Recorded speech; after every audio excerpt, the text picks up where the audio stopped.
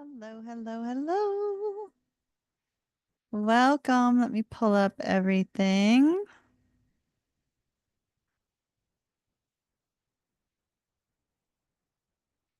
How is everyone? I hope you are all doing fantastic. Let me make some minor changes over here on the website.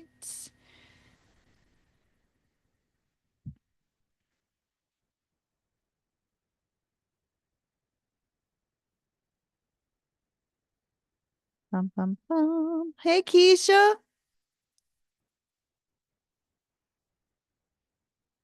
All right, that should be good to go. And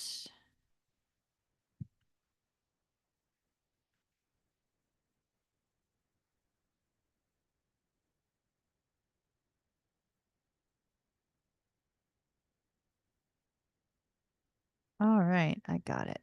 Good deal. So I have Mary Lou! Mary Lou, I have been thinking about you.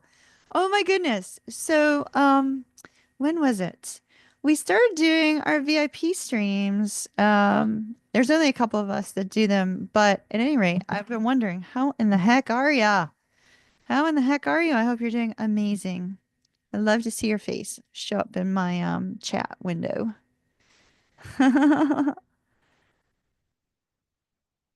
Let me move this wonderful keyboard. Okay, so here's the deal. We're doing Twin Flame Soulmate readings tonight.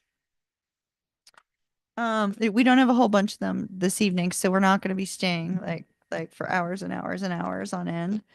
But we will be here for a while. Put this over here. Make sure I can see chat.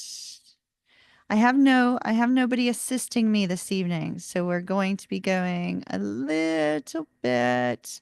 It's going to take me a little bit to pull everything up. Hey, Michael, long time no see. Hello, hello, hello. Oh my goodness, I love this. You're purple haired now. Okay, that's cool. That's cool. Like a lavender or a violet purple. Which kind of purple?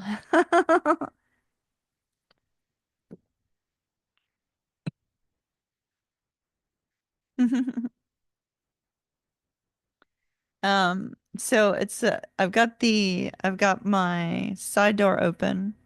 If it gets too cold, I may have to go shut the door if it gets loud, if there's any kind of noise or anything like that. But I don't think there will be. Living on an island, it's pretty quiet. And so we're going to do Twin Flame Soulmate readings. I started something new. We will be doing, within a few weeks, I will have it all up to date. Oh, dark violet burgundy. Oh, I bet that looks gorgeous on you. So within a few weeks, we'll have a Monday, Tuesday, Wednesday, Thursday, Friday themed video. But as of right now, this week we'll only have Monday and Tuesday, and then next week I'll do Monday, Tuesday, Wednesday, and then the following I'll do Monday, Tuesday, Wednesday, Thursday, etc. And then so by the time we get up to Monday through Friday, I should be caught up schedule wise and recording wise to be able to put out the different themes.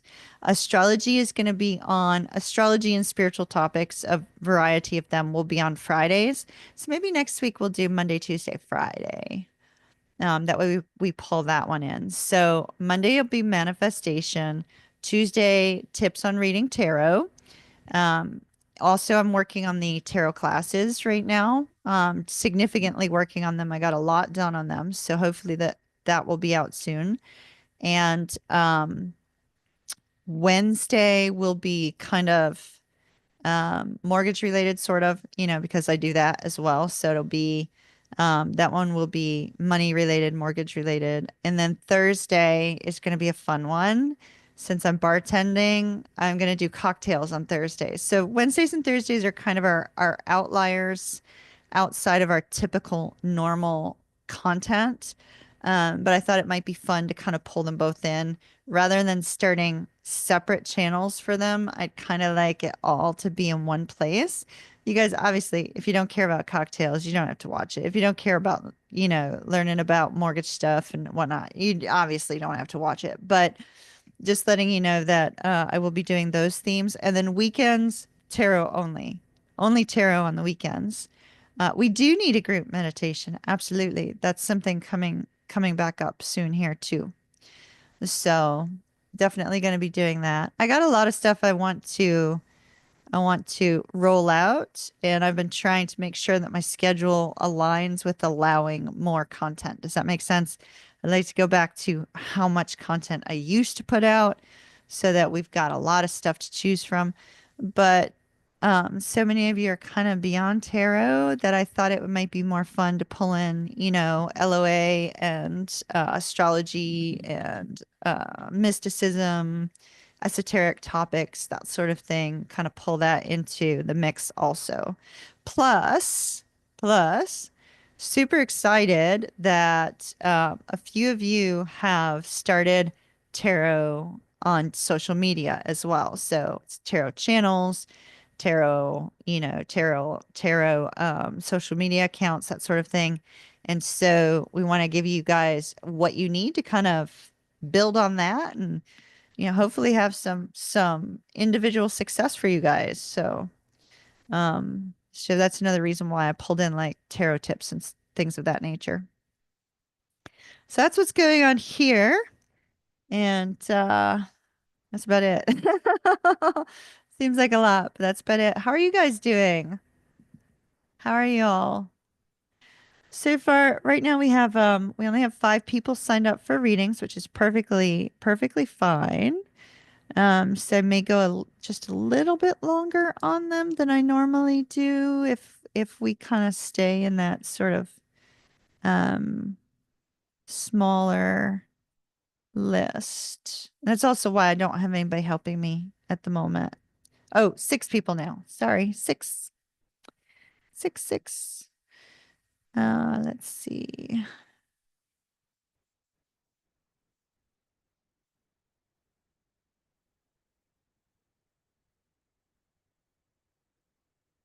Yep. So I may be able to go a little bit longer, and I'll just use my little timer to keep me more focused. You know what I mean? So that way I don't like go on forever and then everybody's waiting. You're at your cousin's rehab right now. Oh, is your cousin doing okay?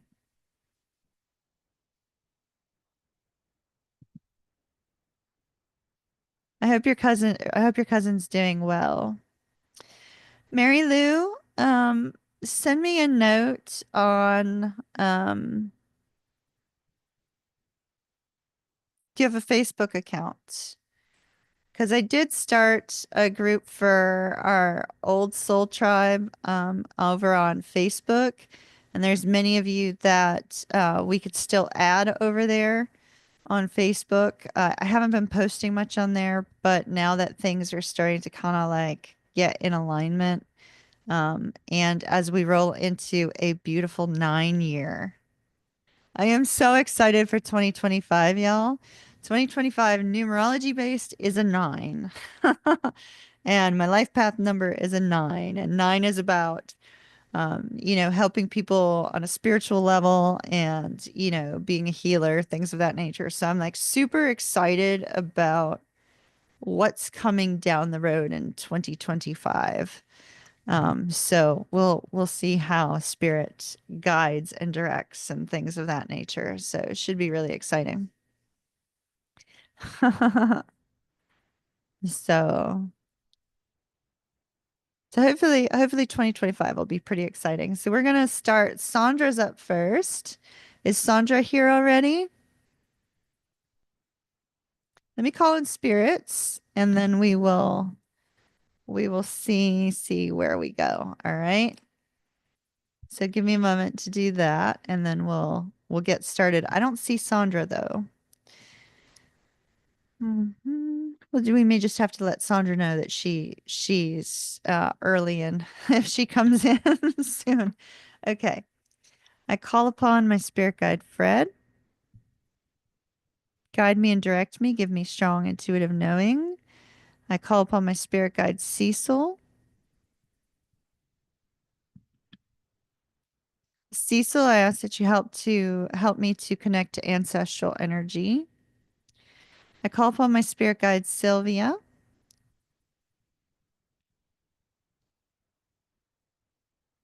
I call upon my spirit guide Brad. Feel free to give me any kind of music references, pop culture. That seems to be your thing. um, call upon the spirit guides of those that will be receiving readings tonight. Guide me and direct me on your person's reading. Give them the message that they need to hear this evening. I call upon Metatron, grant me wisdom that cannot be seen in the cards, wisdom of the ages, please. I call upon Archangel Michael, guard and protect my energy as well as the energy of those that will be receiving readings. I call upon Uriel to expose any blockages that need to be removed. Gabriel and Raphael to bring healing and intuitive knowing. I call upon ancestors associated with those that will be receiving readings tonight. Those that will be watching and not receiving readings, I ask that you would still allow them to receive whatever message they need to hear and to be present because we have such a strong tie with the various twin flames on the channel and our souls are all very connected. I ask that those that need to hear something, which another's receiving, that you allow it to resonate with those people.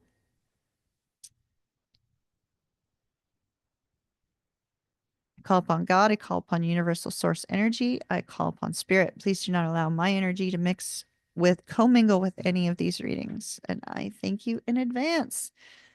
All right. I think we're about ready. If I've got some time after, we can do some chat.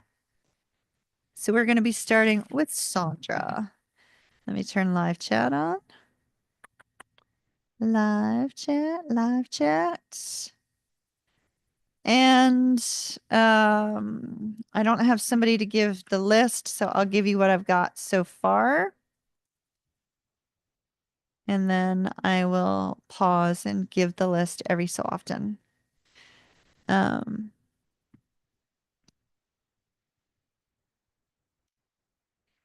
right. So we have Simran is here. Hold on. Nope. Sandra first. Bubbly Pisces second. Leslie third. Simran fourth.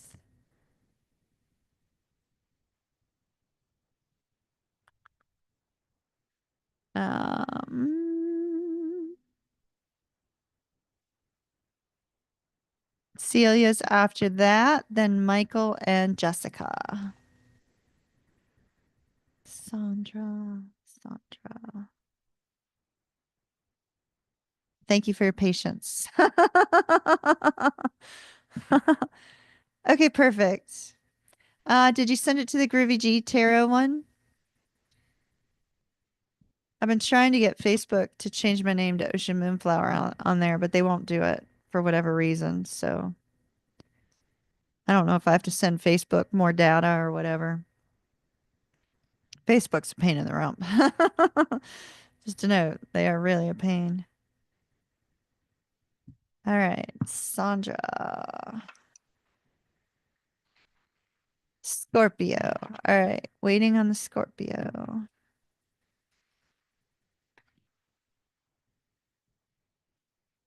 Waiting on the Scorpio. A Leo has surfaced.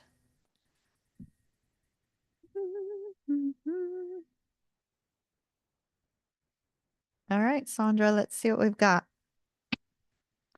Let's see. Let me see if we've got a timer on my little turny thing. All right, so I normally go about 6, 7, 8 minutes, something like that. Depending on the reading. I'm going to hit it on 5, and then I'll just let the energy flow as it needs to. All right. Well, I'll have to turn it again in a minute. I usually wait until after I'm done with the shuffle. All right, Sandra. Mm, I think I need to shut the door because my throat. Hold on. 1 second. One-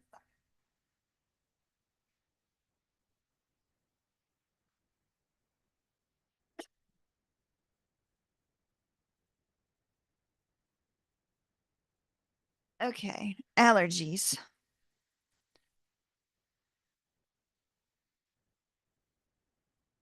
Spirit, what guidance do you have for Sandra regarding soulmate energy coming in?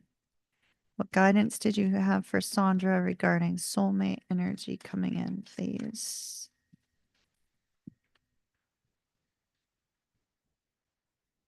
They're saying all is well that ends well. Um,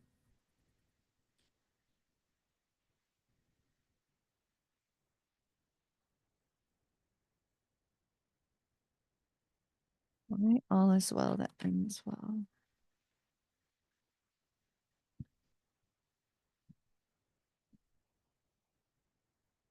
All right, my dear.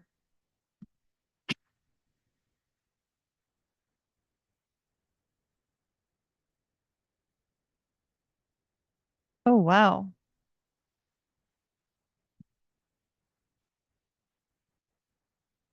Wow, wow, wow.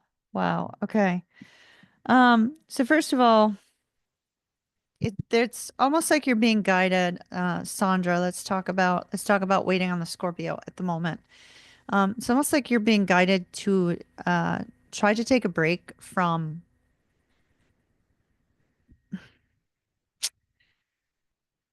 It's kind of hard to take a mental break when you're so connected to somebody, right? But it's almost like you're being guided to do so with this Four of Swords and the Six of Cups. Six of Cups is a Scorpio card, especially if your Scorpio's birthday happens to fall in line between November the 1st and November the 10th. Then this particular card would represent them specifically. However, it's almost like you're being guided to sort of take a break from um, uh, not necessarily dreaming too big with the Scorpio, but thinking about the Scorpio, right? It's almost like perhaps the Scorpio's energy could be blocking you. And we're being shown over here that with the Five of Cups and the Eight of Coins, that you're being guided to heal from the energy that you're feeling of this disconnection, the sense of separation with the Scorpio energy. And these two cards together are showing me that right now you need to work on that so that you can let love in. And it's interesting because they gave me that message, all's well that ends well, which to me indicates that in the present moment and in the near future, I don't really see the Scorpio coming back and being a part of your future, especially since we definitely see somebody coming in. All right. So I want to note that with the Two of Coins and the Hangman and these other four cards that I just showed you, there is this essence of the fact that your energy is focused so strongly on the Scorpio.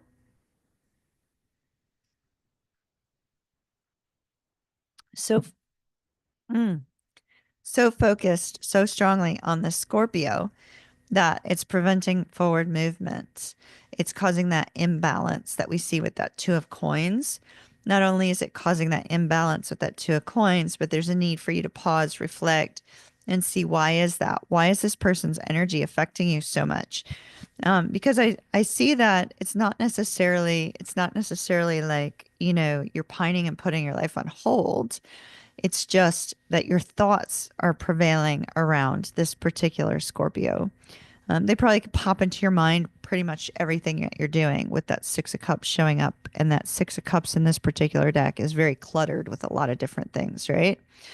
So I see that this particular person's energy is still lingering around you. So it might be time to figure out why is it still lingering around you, right? The Hangman is saying time to look at that. Time to try to figure out how to move past it and put in the work and the effort to move past it. And here's why. We have fast, rapid movement occurring once you're able to kind of take a little bit of a break from the energy. It's not like you have to let Scorpio go. It's just take a break from their energy. We have fast moving energy with the Eight of Wands. We have fast moving energy in the essence of a new beginning with the Sun card here. A new beginning that is worthy of celebration and worthy of this happy energy that we see with the Three of Cups. Three of Cups can indeed be reunion. I'm not feeling that from this card. I'm actually feeling that you are going to be meeting somebody either through friends or through some sort of event. So I feel like there's going to be this happy new movement that you meet somebody through some sort of event or some sort of friendship gathering or group of friends. And then we see this kind of rapid movement. I don't know if this happens to be that Leo that's trying to talk to you because I mean, the sun does represent Leo. So it very well could be, but we see a brand new opportunity up ahead in the future. And that brand new opportunity that's up ahead in the future seems to be related to, you know, uh, movement forward, movement forward in a very positive way. It's going to bring harmony. It's going to bring peace. It's going to bring this grounded energy. So we see somebody who appears to want to put in work and effort into the situation and build a relationship with you, which is kind of unusual these days. But we see somebody who's looking for a long-term relationship, who's looking for somebody to basically settle down with.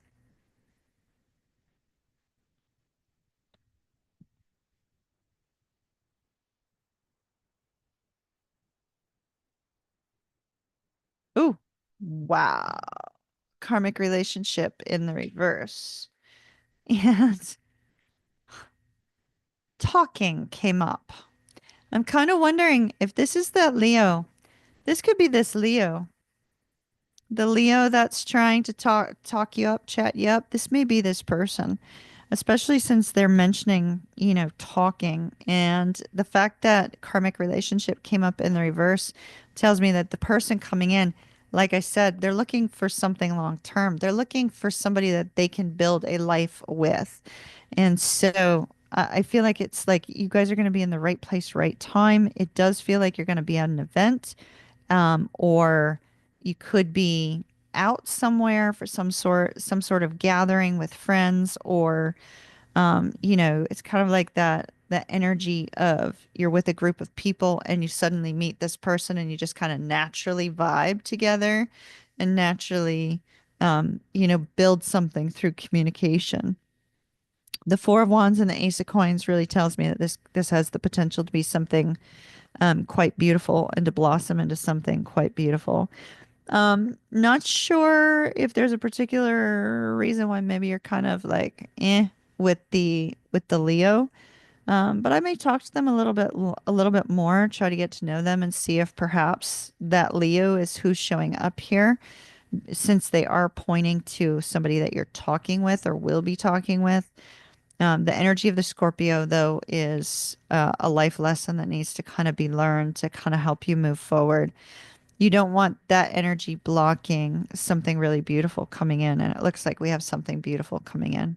So that's what I'm seeing for you, my dear. Love and light. Mahalo nui loa. So Maverick and I were on the shuttle bus leaving the light lights Christmas light display, which I posted some pictures on Facebook. I'm going to post some more on Instagram, but the Hawaiian Christmas song came on, Mali Kaliki Maka. And so I was like, ooh, Hawaii. Hawaii again. Love it, love it, love it. All right. For bubbly Pisces, which deck? Spirit, which deck? Which deck? Which deck?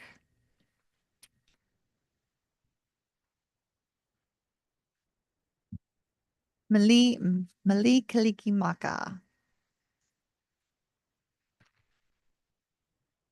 And then I had the song like rolling through my head for like 2 to 3 hours after that. Hey Leslie, you're up after Bubbly Pisces. Your next. Well, it's so next up is Bubbly Pisces, then Leslie, then Simran, then Celia, then Michael, then Jessica. And y'all be patient with me because I'm doing this solo tonight. All right. Bubbly Pisces. Do, do, do. Soulmate. Soulmate energy check in.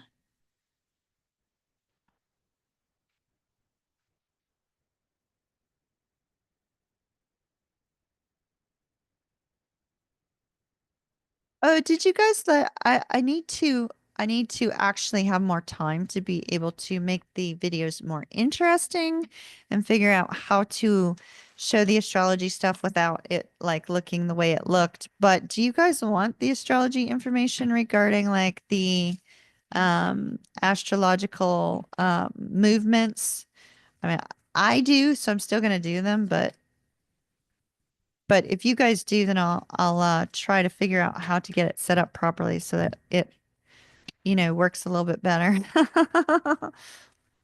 I did the full moon in Gemini reading this past weekend for the daily for Saturday. Pisces, Miss Bubbly Pisces, water sign, soulmate, or any coming in.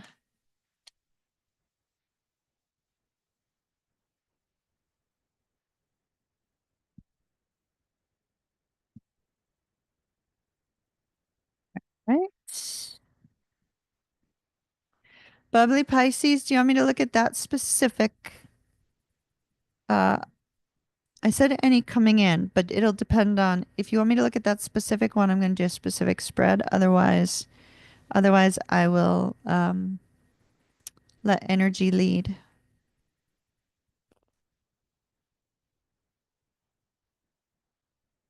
Oh, cool. Cool, Mary Lou. That's awesome.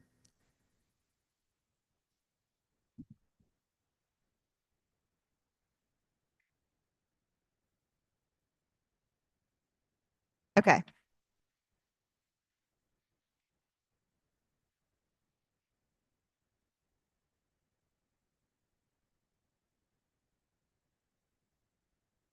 Because there's one spread I'm feeling led to do.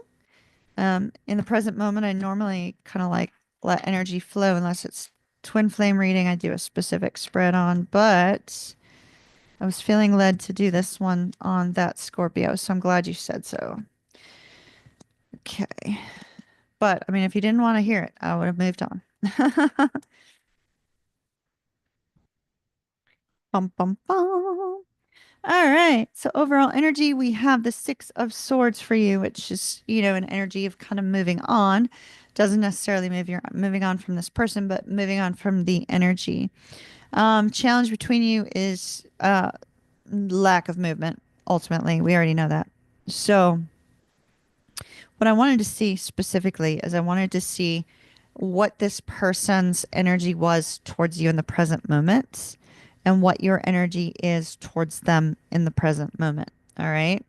So you have the chariot, and the chariot is almost like the desire for them to put some energy into things and to get things rolling again in a positive way. Your heart is showing that you very much would be willing to forgive them for anything that has happened in the past, right?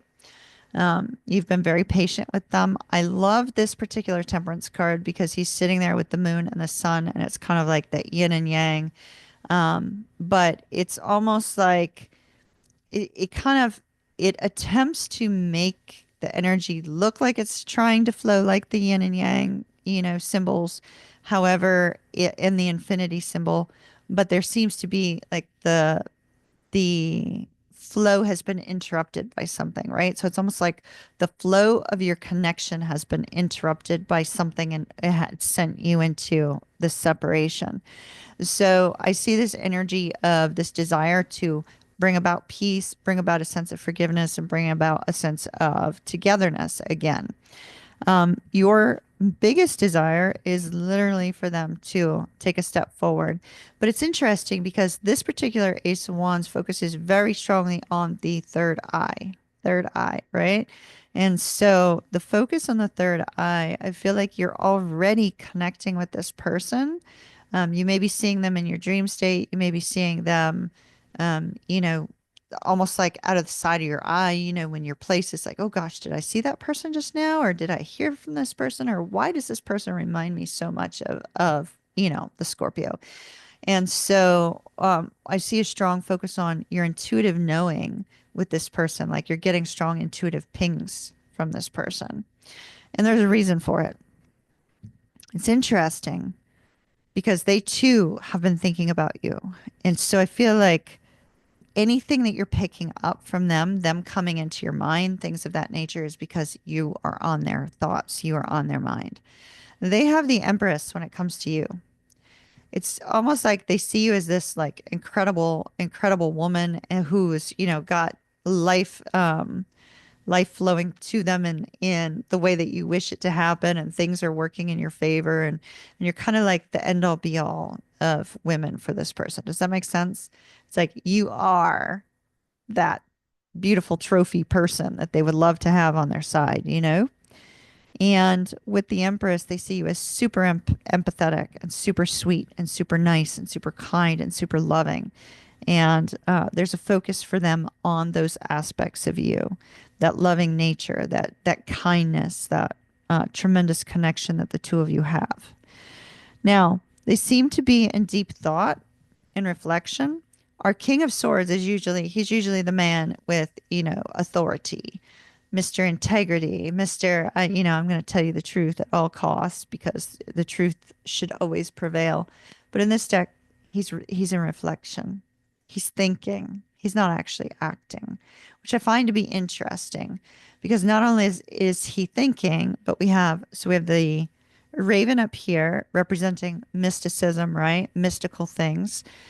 We have the bat down here, which is sort of like, repeating old uh,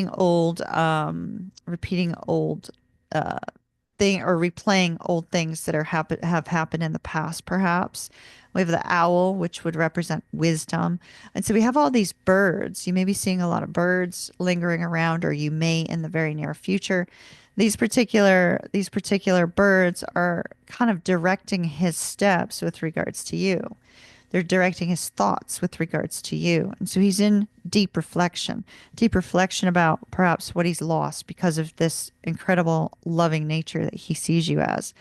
But we also see that he's focused on the fact that he still loves you. And the fact that he's focused on the fact that he still loves you is really a big deal. Um, he's got kind of like this what could have been vibe going on with his cards. Now, if he chooses to reach out in the very near future, which he appears to be considering, it's going to be very important for you to kind of start small and build new roots with this person. If you're trying to reach them in meditation and through that intuitive knowing, right, through meditation and connecting with them, it's going to be super important for you to build new roots. That may mean that you have to start off as friends, which will feel very, very uncomfortable at first, but kind of start off, small baby steps. I do feel that you're going to need to take that into consideration, okay? But also be open to other new opportunities, also, is what that card says. Be open to other new opportunities that are willing to grow with you. Now, your outcome right now in the present moment, possibly, due to the holidays, is this lost sleep energy. I feel more like this is you're going to be woken up quite a bit from your dreams because he pops into them. I know that's not what this card is about, but that's what I'm feeling from here. Because not only did we have the Empress, but we have the Emperor, and we have all of these thoughts that are like going through his head about a potential fresh start. So we have a lot of energy here of him considering reaching out and restarting communication and seeing where that goes. Um, so he will be entering your dream state and you will be waking up in the middle of the night from this.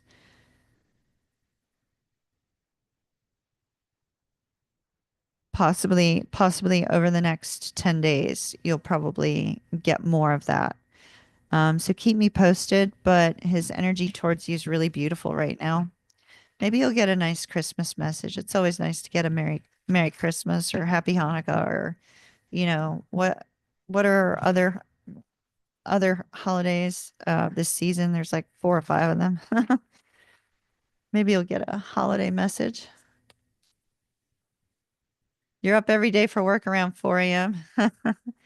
and been waking up in between. Yep. Yep, yep, yep.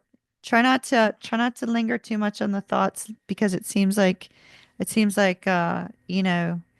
he's doing that for you. Let me turn my timer. Hold on. I've been trying to turn the timer so it won't actually go off on you while we're in the middle of reading. Okay, so that's what I have, my dear. Love and light.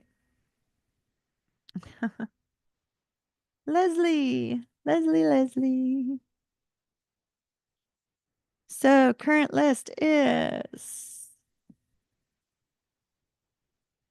Leslie, Simran, Celia, Michael, Jessica.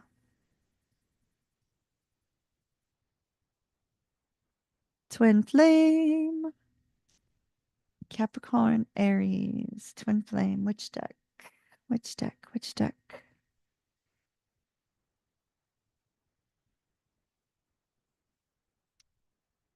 This one?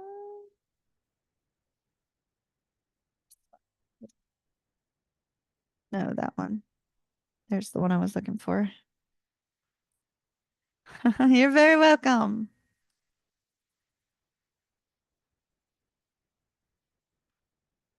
All right, let's see.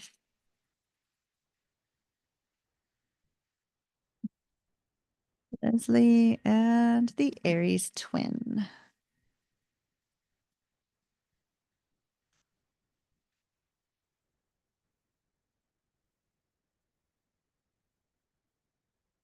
There's a cartoon. Have no fear. Something is here. I'm seeing underdog, but I don't think it's from that. Maybe it is. Do you guys remember underdog? Oh, cool. Cool. Do you guys remember underdog?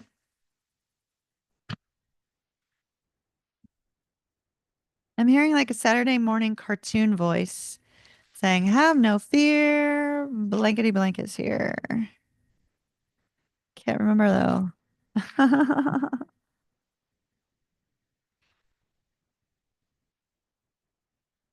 Have no fear. Mary Lou, I'll be doing more. I wouldn't worry about it right now. Just, focus on you, your family, and Christmas. I'll be doing more. Um, have no fear. What is it? X marks the spot.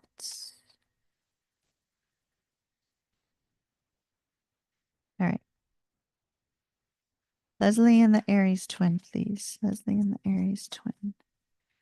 Leslie and the Aries twin.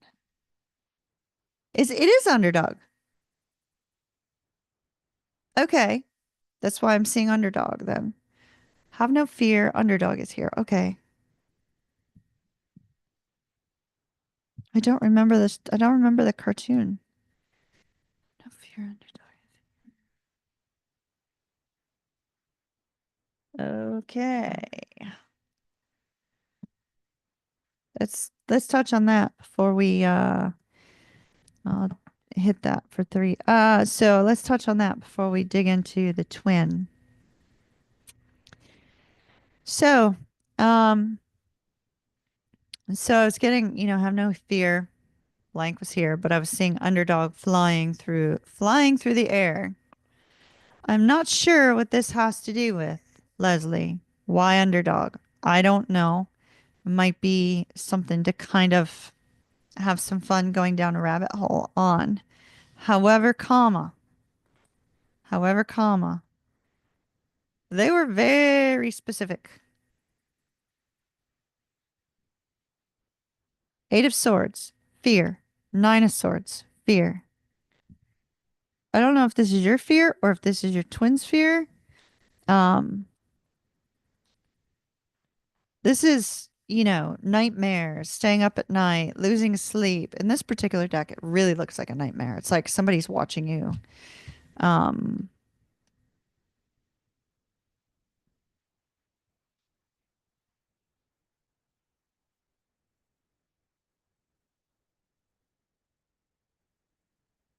Leslie,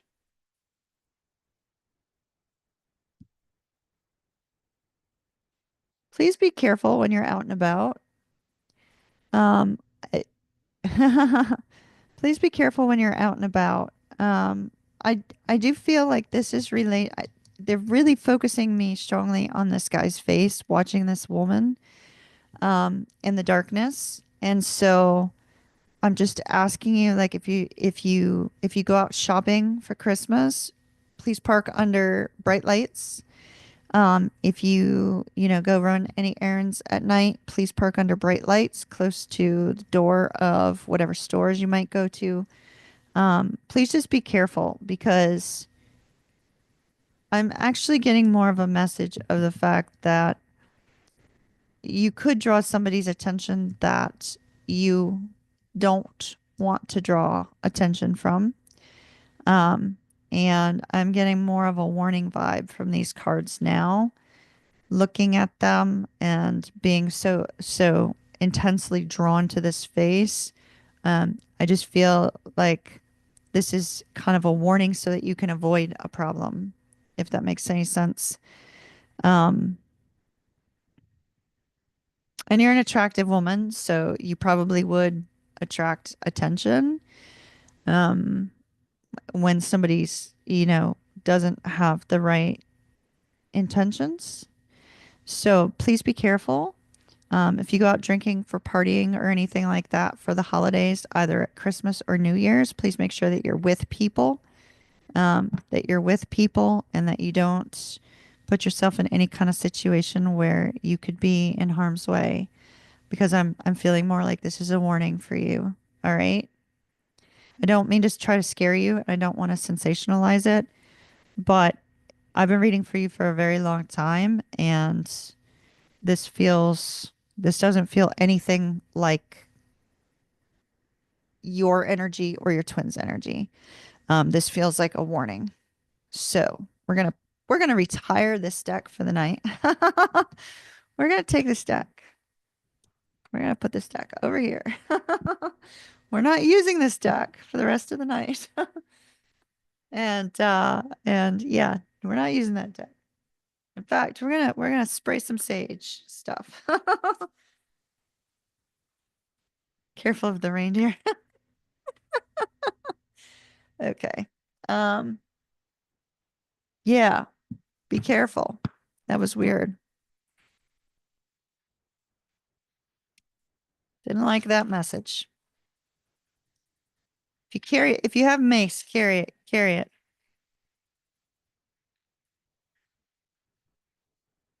And I'm not trying to scare you, so please don't be scared. Sometimes when a warning comes in, it's just to prevent something from happening, right? So if you just make a conscious decision and trust your intuition at all costs over the next couple weeks, I think you're going to be just fine.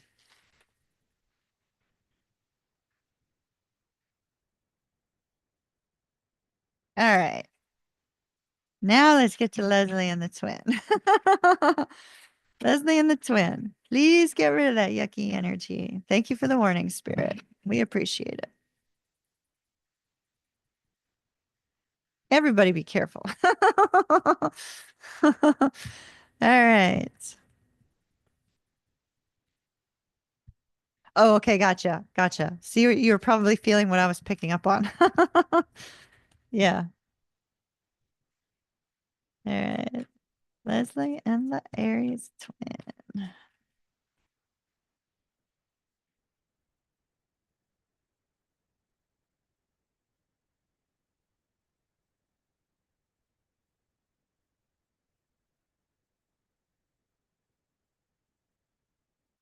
Getting Andy Grammer. I think it's Andy Grammer.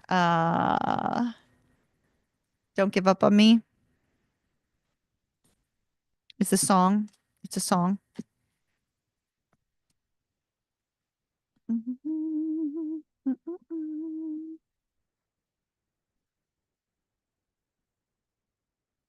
Ooh, heartbreak. Okay. Overall energy for you and the twin is the Three of Swords. So that tells me that you're both going to be really missing each other over the holiday. Um, over the holidays, there's going to be this intense feeling of grief and longing that kind of comes and goes between the two of you. I see that it looks like with the Ten of Wands being your mutual difficult energy that you both may be dealing with a lot over the next couple weeks, and that all of this energy that you're going to be dealing with over the next, um, the next few weeks is going to be intense and may bring up those feelings of longing.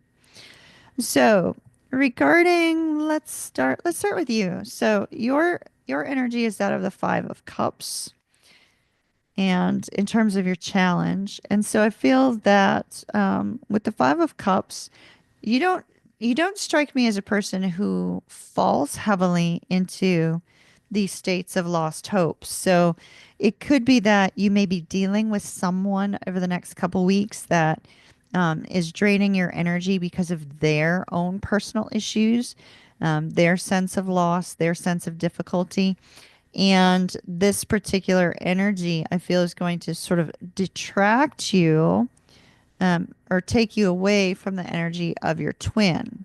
And when it does that, that's going to send your twin into this challenge energy of not feeling like they're still, your ever present person that you're waiting on and hoping for and wishing for. It may actually trigger them to be in that state of longing and a sense of sadness and deep sense of grief. Because that seems to be their challenge. For you, I love your energy. You are open to new beginnings. You're open to new things with the Ace of Coins. In fact, I think you would love to have a new beginning that would put you in a positive direction. Your heart is longing for success with regards to love on the love front. You'd prefer it to be with your twin, but these two cards also show me that you seem to be well grounded and you're open to new possibilities as well. The hermit here in your actions indicates that you may be digging a little bit deeper. Perhaps you're doing some writing regarding this topic or regarding the sense of separation. And the hermit is showing the search for more intimate knowledge of some sort. Um, a search for more knowledge with regards to your twin flame. I do like that you have the grounded energy with regards to the Ace of Coins because I feel like that grounded energy is saying, yes, you want the twin to come back in your life, but you're also wanting long-term stability and open to possibilities. So that's good. Now, your twin's energy. It's interesting because your twin has 2 6s, and 6s represent balance and finding balance within their life. I see that your twin is saying, why didn't I give to the situation with Leslie like I should have?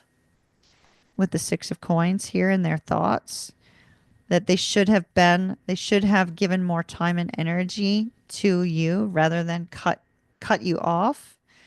Those scissors to me just kind of are expressing, why did they cut you out instead of giving you what you needed? So they've learned some sort of lesson with regards to giving and receiving, which is positive. Oh, you've been writing on what you need to. Oh, okay, with general energy. Yep, yep. So I feel like the Hermit is going to be you kind of digging into some sort of topic in the very near future. Next couple weeks, some sort of topic related to that. So they have the Six of Swords on the heart space. They're trying like crazy to let you go with the Six of Swords in their heart space. I feel like they're trying to let you go, not successfully. Because the swords are still there, so not successfully letting you go. I feel like they're probably still wondering, why are you coming up in their mind? Why are thoughts of the two of you coming up? And it's interesting because they have the Page of Wands here. This is like a fun flirtatious energy. I think that there's like a part of them that wants to kind of come forward with a nice flirtatious energy and just sort of like, sorry, I didn't see the light flashing at me. To just sort of see how things could go if they open up communication with you again.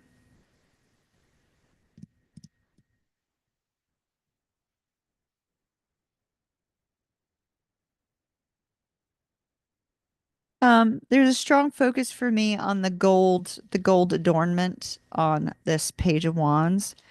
I feel like they would very much like for you to see them in a different light. That they'd like you to see them in a much better light than they perceive you may see them now. Your outcome is the Page of Swords. This could be communication from your twin. The little birdies on the shoulders, though, could also be that you receive some information about your twin. Now, here's something I find very interesting. I feel like there will be some information regarding your twin having an issue with whomever they are currently with. With the Four of Wands, the Five of Swords, and the Ten of Coins, it's like I'm getting a disturber of the peace, right? Like there's some sort of um, trouble in paradise, some sort of difficulty in your twin's life, and I feel like you're going to be getting word of that. Right? You're going to be hearing word of that, but you may also receive a message from your twin as well.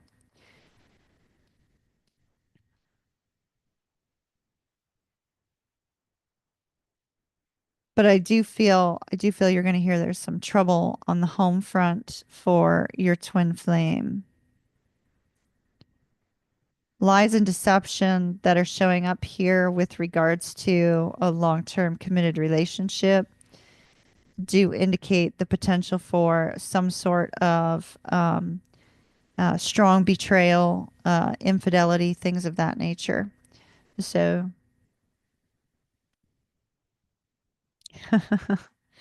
you give him every opportunity. You're not sure why he keeps trying to move away. It's interesting because I, what was it? It might be that song "Don't Give Up on Me" that you need to listen to by Andy Grammer. I know there's a couple different ones that are like "Don't Give Up on Me," but I'm pretty sure Andy Grammer is that's the name of the Andy Grammer one. Let me check. Let's take a quick look into the lyrics, and I'll make sure the light doesn't start blinking at me over here.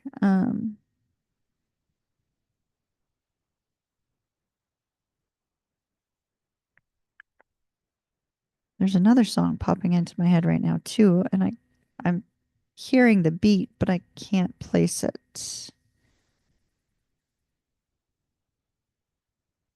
Yeah, no, it's the same thing. I won't give up on you. Huh.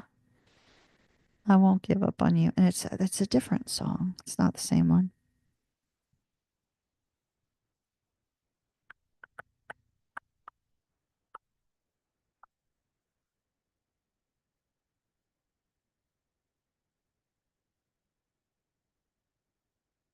I don't see it. Now, in my defense, my Twin Flame playlist is like 10 hours long. And I know it's in this playlist. It's like 10 hours long. No, I'm sorry. It's 15 hours, 15 hours worth of music in my Twin Flame playlist. There's well over 100 songs in here. Um, just look up Andy Grammer. Uh, Don't Give Up on Me. I'm pretty sure that's the name of the song. And I think there's some sort of message in there for you. He holds his cards close. You're going to hear this from somebody else, I'm pretty sure. I'm pretty sure because it's like the whispering of the ear in the ear, right? Like where you hear the gossip mill running, you know what I mean? You're going to hear something or see something or discover something or get an intuitive knowing about something. And it feels like it's regarding betrayal in his present circumstances. An intense betrayal too. I mean, look at like how long those talons are. And those talons of knives, it's more like they're swords. Um, so,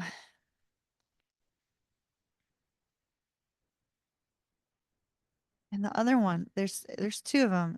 It's one I won't give up on. It's like I won't give up on you, blah blah blah. Um,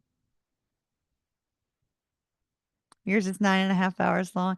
Mine's always growing. I hear a song. It reminds me of my twin. I plop it in the twin flame playlist. Hopefully it's of help to some people. But gosh,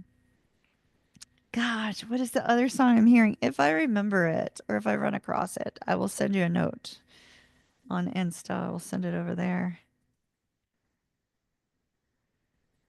But you're going to hear Trouble in Paradise. I keep getting Trouble in Paradise.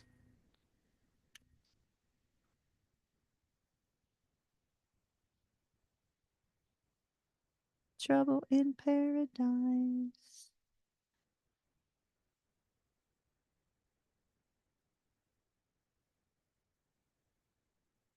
All right. Up next, Simran, Celia, Michael, Jessica, then Stacy. You also may get a message coming up with the Page of Swords, but I feel like you're going to hear something more, hear multiple things. Maybe go into meditation, Leslie, because getting the message of don't give up on me, along with all of this message of him trying to pull back away from you, it's almost like he doesn't want you to give up, but he also like for whatever reason can't come toward you. It's like he keeps running away, right? Like keeps trying to run away from things. And so welcome back, Mary Lou. Welcome back to VIP. Um, so it's like he keeps kind of running away when, he doesn't really want to run away. So he's a little bit conflicted at the moment. Maybe the holidays have got him into this introspective mode. Simran, we're doing soulmate for you. Leslie, love and light to you, my dear. Please take the warning strongly. Be careful. All right. I'm going to check in on you. Pisces, Virgo, Simran. Pisces, Virgo. Pisces, Virgo. Incommunicado.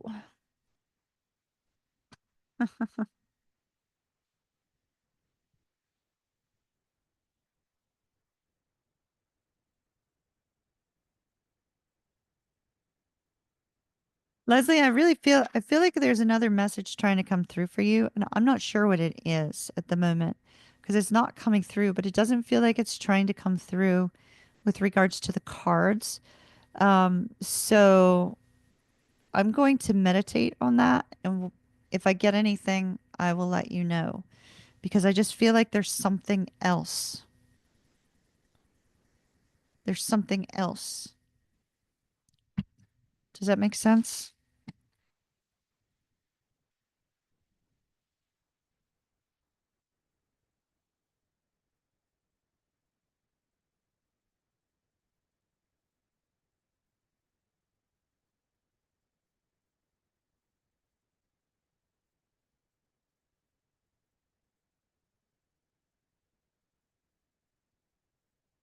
And now I'm getting the song we can't it's the verses we can't stop the fire. We can't stop the fire. We can't stop the fire. Da da da da da da da da da.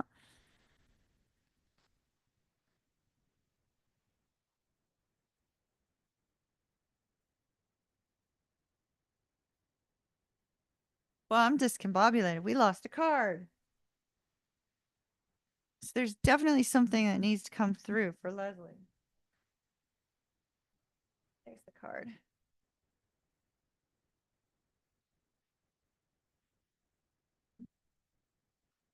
I don't know, Leslie. I can't seem to let yours go. We just gotta give it a minute.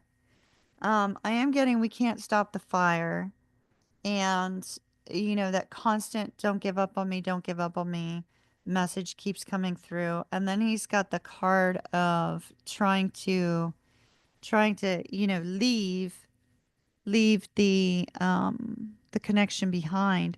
I almost feel like what we're seeing that spirit's trying to say, look, he's struggling.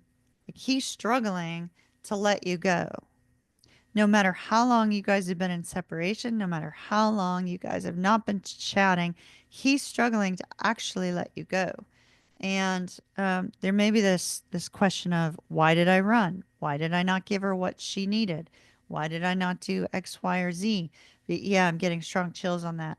So there's this a lot of self-talk from him as to, why he wasn't able to move forward with you in the past.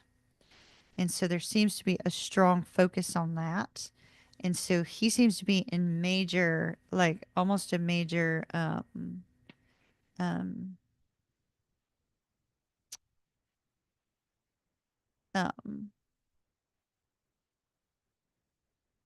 the words are on the tip of my tongue. It's like a major crisis of thought with regards to you. So I feel this is interesting because I'm wondering what's going to transpire next with your twin, and what sort of energy shift you're going to feel or you will have felt.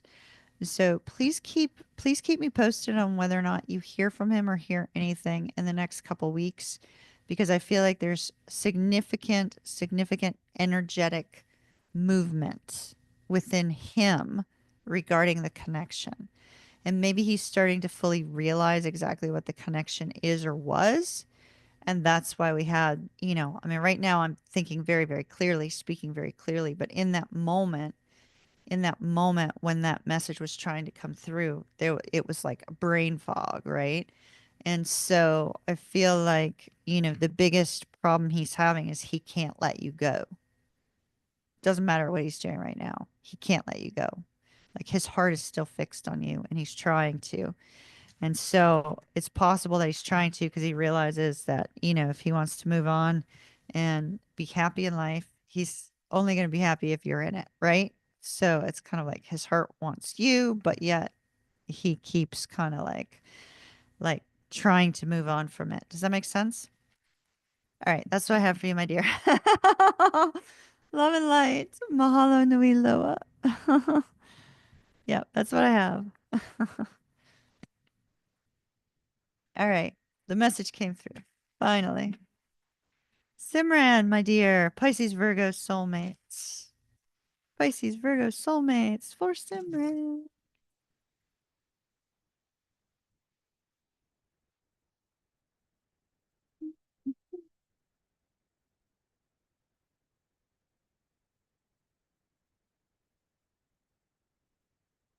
Ooh, wow. Wow, wow, wow, wow, wow.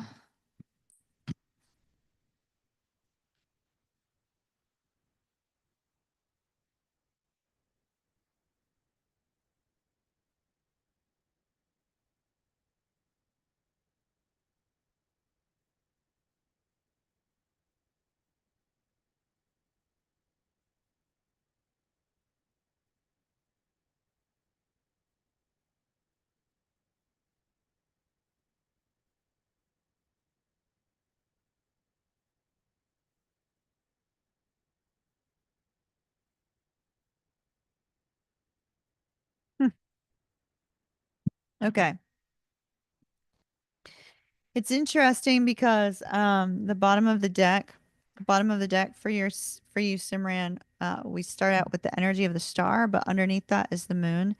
And I almost feel like these two cards are saying that there is going to be light shown on your connection. Now, what I mean by that is we see that there's a awareness that is going to be occurring within the Virgo regarding your connection. And I see that we have a little bit of an avoidant energy from the Virgo with regards to long-term committed relationships. There's a strong avoidant energy. The avoidant energy appears to be perhaps, I'm not aware of the Virgo's past, but perhaps the Virgo was either engaged to somebody or married to somebody in the past where there was intensity of toxic energy. We definitely see an avoidant energy coming from the Virgo. It's kind of like, yeah, maybe I want this, but no, no, definitely not getting involved in anything long term. So that's the energy that's coming towards you. I almost feel like you and this Virgo are going to be having some sort of conversation about what the future holds, and then in the near future, if you haven't already had that kind of conversation. And I feel once again, light is going to be shown in the darkness. Light is going to be shown through confusion. Light is going to be shown on the connection between you and the Virgo and what this means. This is a beautiful reading. It's utterly beautiful. I'm loving what I'm seeing, but you do have to be aware that the Virgo takes is going to take a little bit longer to come around because, like I said, strong avoidant energy here of commitment, strong avoidant energy. We do see with the Hangman and the World in the reverse. I feel like this is the Virgo saying, I don't want this to end, right? It's kind of like, yeah, they're trying to avoid anything that would be more substantial, but yet it's like, no, I don't want this to end. Because that's immediately also followed up with the Ace of Coins. So it's like they don't want it to end. They want things to start fresh. They want there to be a new beginning here. They want something more significant. But that's not what they're going to tell you. So I do see a conversation coming. That's not what they're going to tell you at all. They're going to tell you,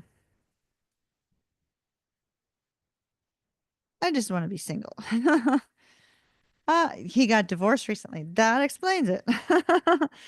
That totally explains this massive avoidant energy of long-term relationships. So what they're going to tell you is, I just want to be single. The Knight of Swords, it's almost like an absolute, nope, I need to be single. I have to be single. I want to be single, and that's it, you know? But that's followed up with the Ace of Wands. So it's kind of like, I want to be single. Can we just, have some fun, see where this goes, give it some time, blah, blah, blah, blah, blah. But what's really happening is they're wrestling with their desire to actually see things move forward, their desire for things not to end and for there to be, something more substantial between you. So this person's, kind of like wrestling within themselves because what they're feeling is ace number three. Three aces with you, Simran. Three aces. Three aces. Ace of coins, ace of wands, ace of cups. Ace of cups. The desire to really make this, new love kind of blossom between the two of you. They see you as incredibly attractive, very, very strong, very confident, very intuitive. They're very drawn to you. They're drawn to your spirit. They see you as being very fun, very sexy. There's this like beautiful energy surrounding you. They probably think your voice is sexy as well. Like there's just like this real intense kind of strong energy here. But the interesting thing, so we've got three aces. It's great. They definitely want something with you. But what's missing? The Ace of Swords. What's missing is them actually expressing to you that this is what they want because you're dealing with an avoidant. Somebody massively avoiding long-term relationships. So we definitely see this is shifting. Whoops, sorry. This is shifting. This is changing. And light will be shown onto this situation for you. It absolutely will. I like the Virgo's energy towards you. Like they see you in this really, really beautiful light. I like that. I like the fact that they're in this sort of, newness, exciting phase with you, regardless of how long you've been talking. They have this desire to make something blossom. They're just going to have to figure out how to get out of their own head and get out of their own way and not compare their communication and connection with you with what they've just left. So that seems to be the holdup and the problem between the two of you right now is the extreme avoidance because of past heaviness and difficulties. Does that make sense? So, it looks good. It looks good, even though we have avoidant energy. Just be aware, light will be shown on this, and also be aware that if they're telling you, "No, this is not what I want," that's exactly what the cards are showing. That's what they're saying. That's what they're saying. That's not what they're wanting. They just have to figure out how to deal with the duality of, mind and heart being in different places. Once they can get the mind and the heart coming into the same place, then I think, you have a better shot of them getting past this avoidant energy. But otherwise, I really like their energy towards you in general. You avoid him? Are you the avoidant one? Are you being the avoidant one? Maybe you need to work on your avoidance. But it looks really good. I like it.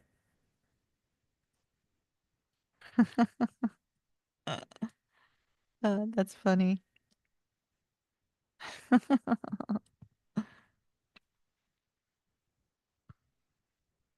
I think your challenge there is him getting past, recent divorce energy.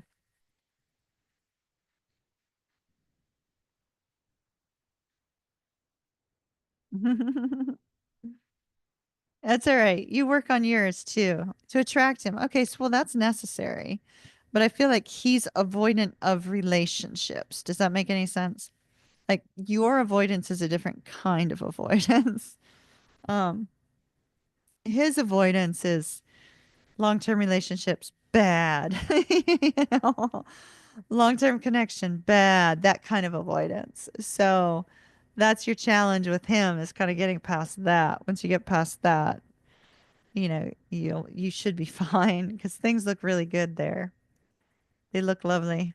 Love and light to you. Mahalo nui loa. Celia's up next.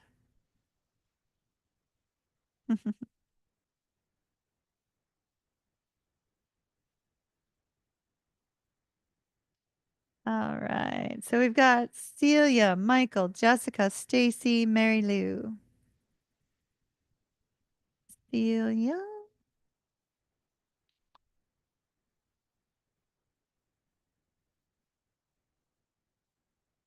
soulmate, Pisces, Libra, new love and trust. Celia, is this the one we read about before or a different one? So I can make sure that if it's not the same one that I don't pull that person's energy in. So Celia, if you're there, let me know.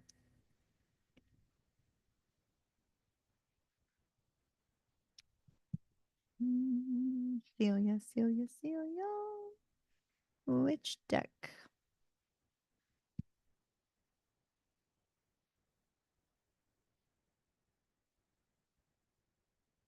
Seriously? Okay. Why this one?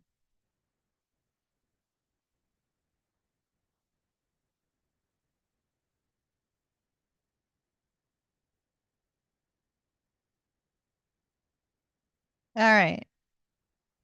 Don't ask me why, but they gave me the Edgar Allan Poe deck for you, Celia. We usually use that one at Halloween.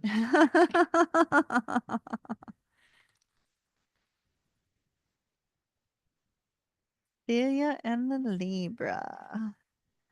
Libra.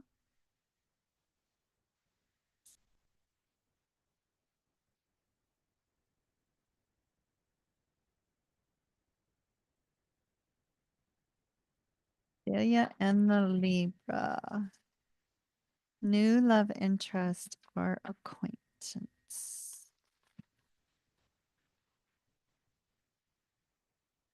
Bum, bum, bum.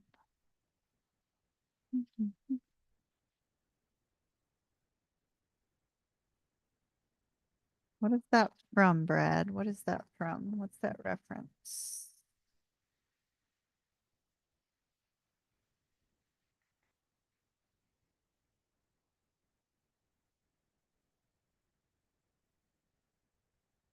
Somebody watching Elf? Somebody watching Elf, or did you just watch Elf? Are you planning on watching Elf after the show? Are you watching it at the same time? Like, for some reason, I'm getting, the music at in the beginning of Elf.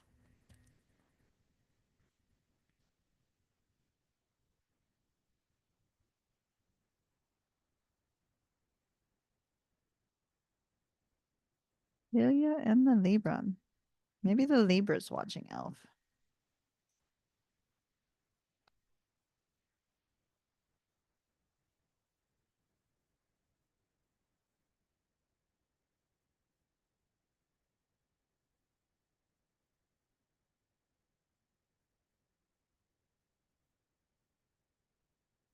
Hmm.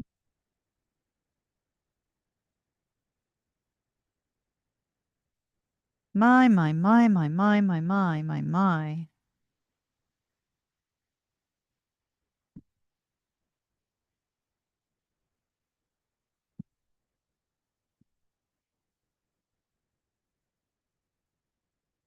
Okay.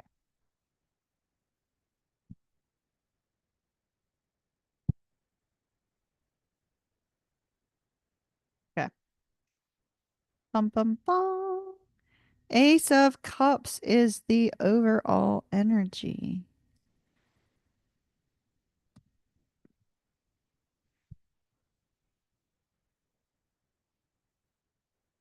Are we ready? Are you the only moderator? It's possible. Don't worry though. I can let me text Maverick, see if he can log in and moderate with you so you're not the only one.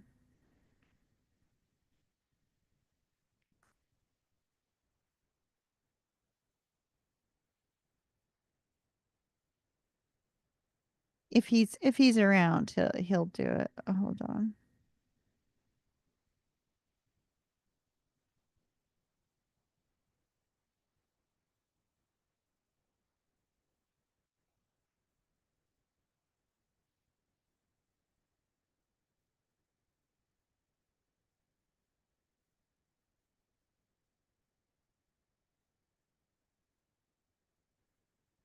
All right.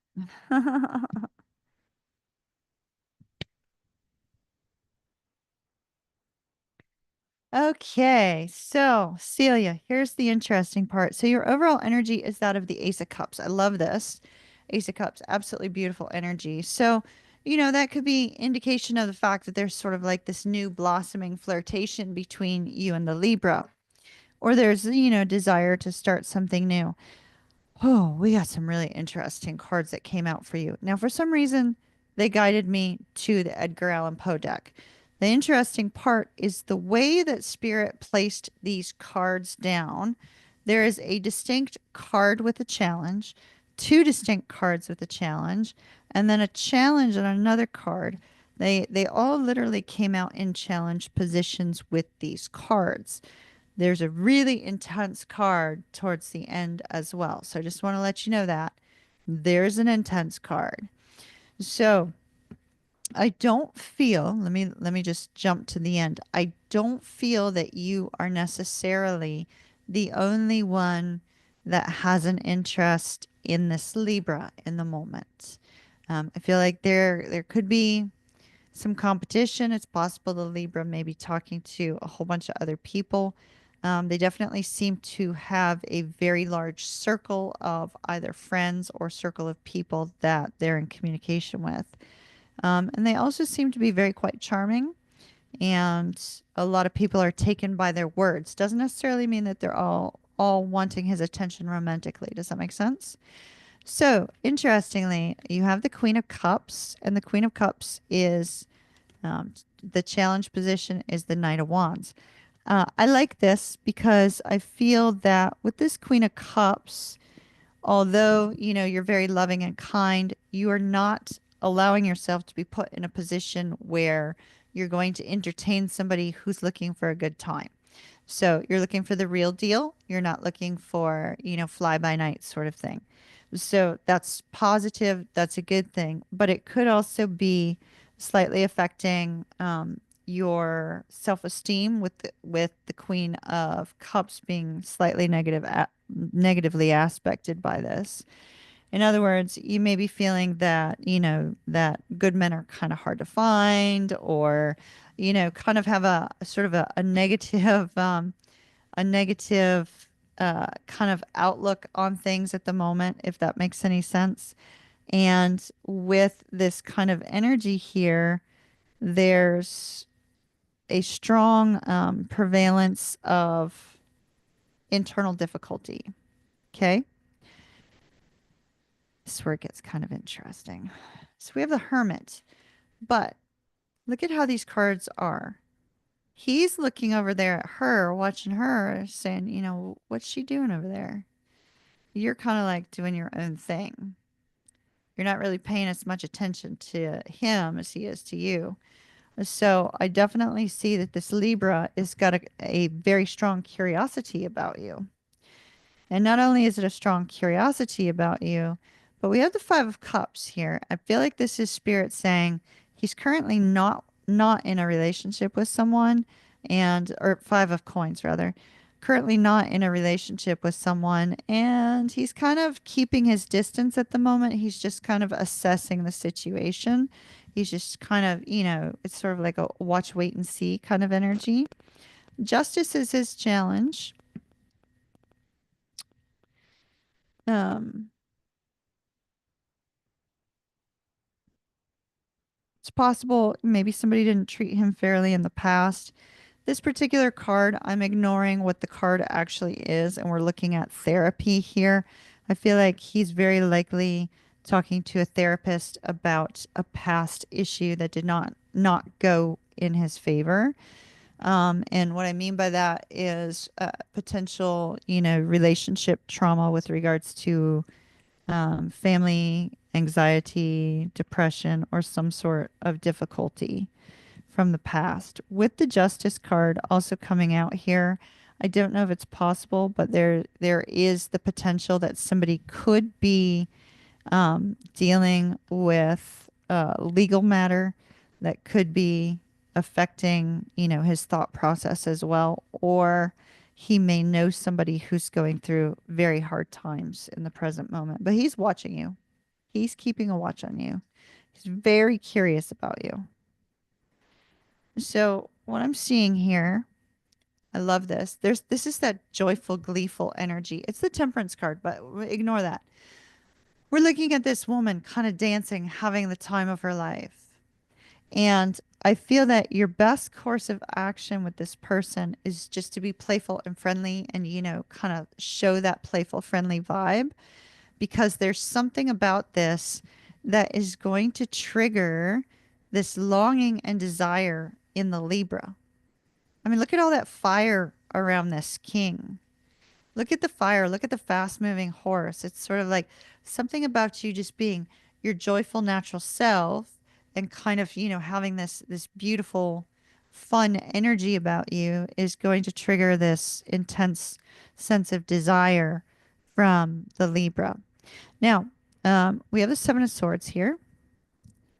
So I don't really feel like, since we have that chessboard, I don't really feel like he's showing you all of the cards in his hand, so to speak, right? Like he's not really showing you exactly what he's thinking, exactly what he's feeling. He keeps it all to himself, and he may appear very stoic, very uninterested, but yet he is watching you.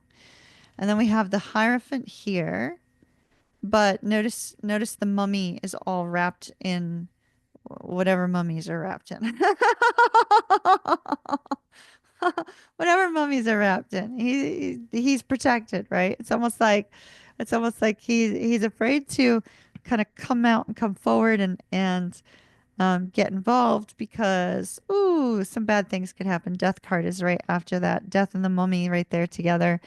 So I feel like maybe it's a fear of a death to his social life because immediately following that we have this intense challenge with this king. But look at all those people. I mean, literally, look at all those people. It's almost like the challenge here is all of the people that admire him. Because that's the Six of Wands. Six of Wands, admiration. Six of Wands, victory. Six of Wands, success. Like there's a strong sense of a lot of people that admire him. He seems to like the attention. Does like the attention, does like the feeling of being admired. Who doesn't, right? Who doesn't want to be admired by people in their life? We all kind of like strive towards, feeling a sense of belonging in some way. And so we see him have this intense need um, for freedom and admiration. So we have the potential of a blossoming flirtation here between the two of you, a blossoming potential romance. I wouldn't give up on it just yet, but it seems like this one really likes attention. So playfulness and kind of like a fun, sweet, sort of playful energy will go a long way between the two of you. He seems to really like that. He also may be somebody who really will like kind of getting out and doing things and exploring the world, if so to speak. So keep that in mind for down the road, and know that he is watching you and very interested. He's just not showing it. He's keeping it to himself in the present moment. So that's what I see with this Libra. He's got an interesting energy, and they picked the perfect deck. They picked the perfect deck. Surprisingly, I wasn't expecting that. I wasn't expecting that. Mahalo nui loa. Kiss, kiss. Thank you. I love that. We shall see what comes up a little bit later, but keep me posted on the Libra, all right?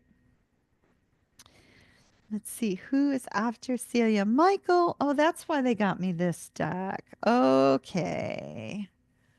Makes sense.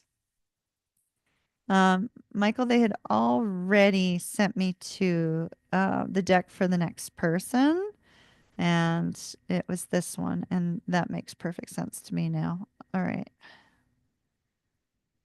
So I think this is a deck we often use for yours.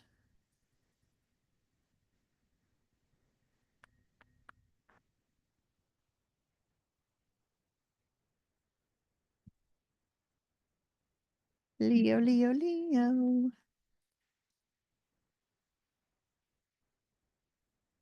All right, Michael, let's see what we've got.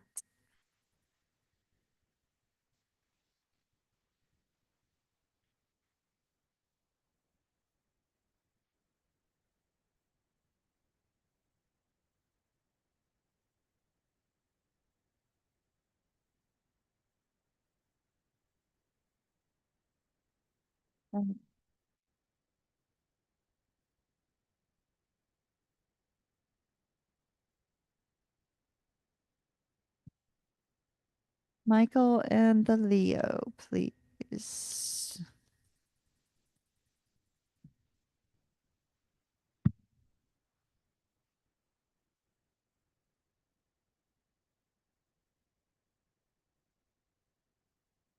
Um, I got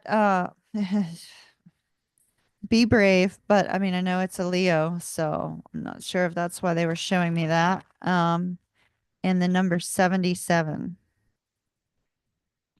and the number 12.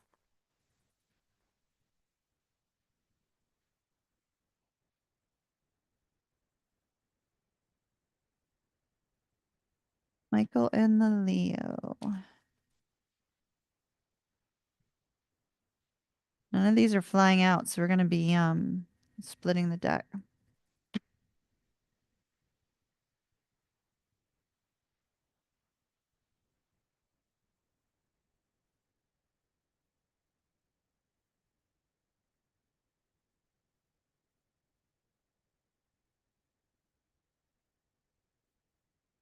Oh boy. Oh boy.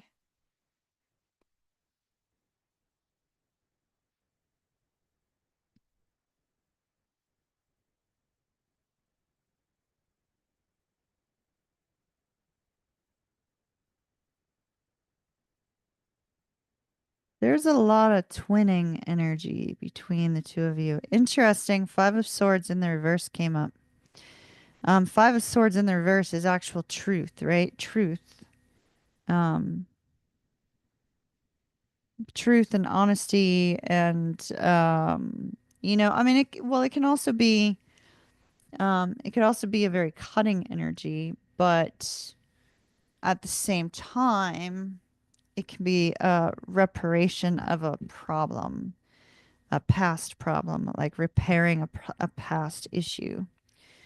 So, um, let's jump into the twinning energy. We're jumping to the end of the book. I'm jumping to the end of the book, Michael, and then we will go back forward. And so, outcome is interesting. The sun and the moon. So having the sun and the moon come out as your outcome, I find to be intensely interesting, and the reason being is, and also, it's not only that, but um, deciding on how to take action regarding separation with the five of coins. This is your outcome, right? Deciding on how to take action regarding separation, and and the sun and the moon. And the sun and the moon represents that yin yang energy, the balance. The moon representing the divine feminine, the sun representing the divine masculine. And so in this particular sun card, we have, two children. It's almost like you and your twin are becoming brand new, right? Because it's sort of like this kind of brand new energy. This would suggest to me that you've been doing some spiritual work, and very likely your twin has as well. To have the two cards coming out shows a sense of balance between your energies, which is absolutely essential, absolutely important. Very, very important for future movement, very important for the present time as well, for the two of you to be in balance. Because when there's too much divine feminine energy, there's too much of a clingy, needy energy transferring between the two of you. And when there's too much divine masculine energy, it's too much of, kind of like a I don't need you sort of energy. So to have these two come out in your outcome is absolutely positively freaking amazing. The other thing is the deck that I was led to. We see, so I recently watched the Two Towers movie, and this reminds me of the Two Towers when they're going between the two gigantic mountain statues, on the boat. And so I feel like it's like this is the central theme of your story, but it's not the end theme. It's also not the beginning of your journey, but it's like the central point, right? Like this needed to happen before anything else can happen. This balancing of the energy. And then we have the scarab here. So rather than seeing the lobster come out of the water, we have a scarab that's rising to the light. And scarabs often represent strong spiritual energy. Could be related to an Egyptian past life. I don't know if you've been kind of digging into an Egyptian past life between you and your twin recently. That may be why this is coming up, or if it has been, within the last few months. But the scarab also represents that sense of death, burial, and rebirth, right? A change. And the rebirth is showing with these two children here as well. So there is the strong energy of rebirth, but it's a rebirth that could only occur once your energies were in alignment and balance. And so what I'm seeing as the outcome is the two of you getting your energies into alignment and balance.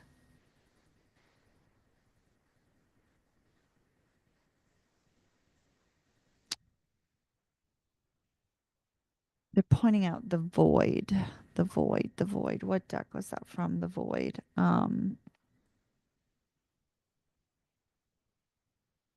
The void card shows a woman sleeping. I think it might have been in it might have come out in Sunday's Oracle card reading for the 15th. So take a little look see there in case it's in there because they're showing me that.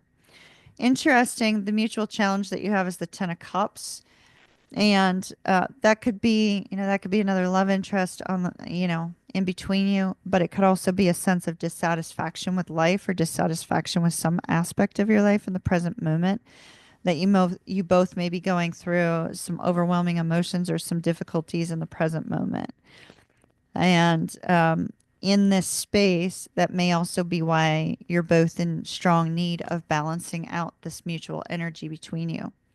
So, on your side, interesting. Your challenge card is the challenge of lust. So, I mean, Michael, it could be that somebody else has drawn your attention, but I don't think so because this is actually the Leo card in this particular deck. So this is the strength card in this particular deck. So I feel like, maybe your challenge is the energy of the twin in the present moment because we see periods of movement here. We see periods of movement where there's this sense of difficulty. There's this sense of, your mind kind of going into a negative place or feeling a sense of loss.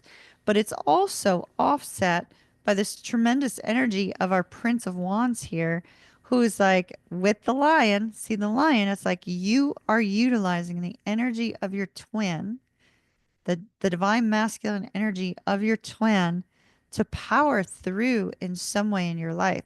So I don't know if you're going after something new or if you're moving towards something new in the present moment, but the energy of your twin is guiding and pushing you and moving you forward in a very positive way. So I'm loving seeing that energy, especially having the lion show there and the lion also showing as your challenge. That's okay. It's perfectly okay because if we put these two together, right?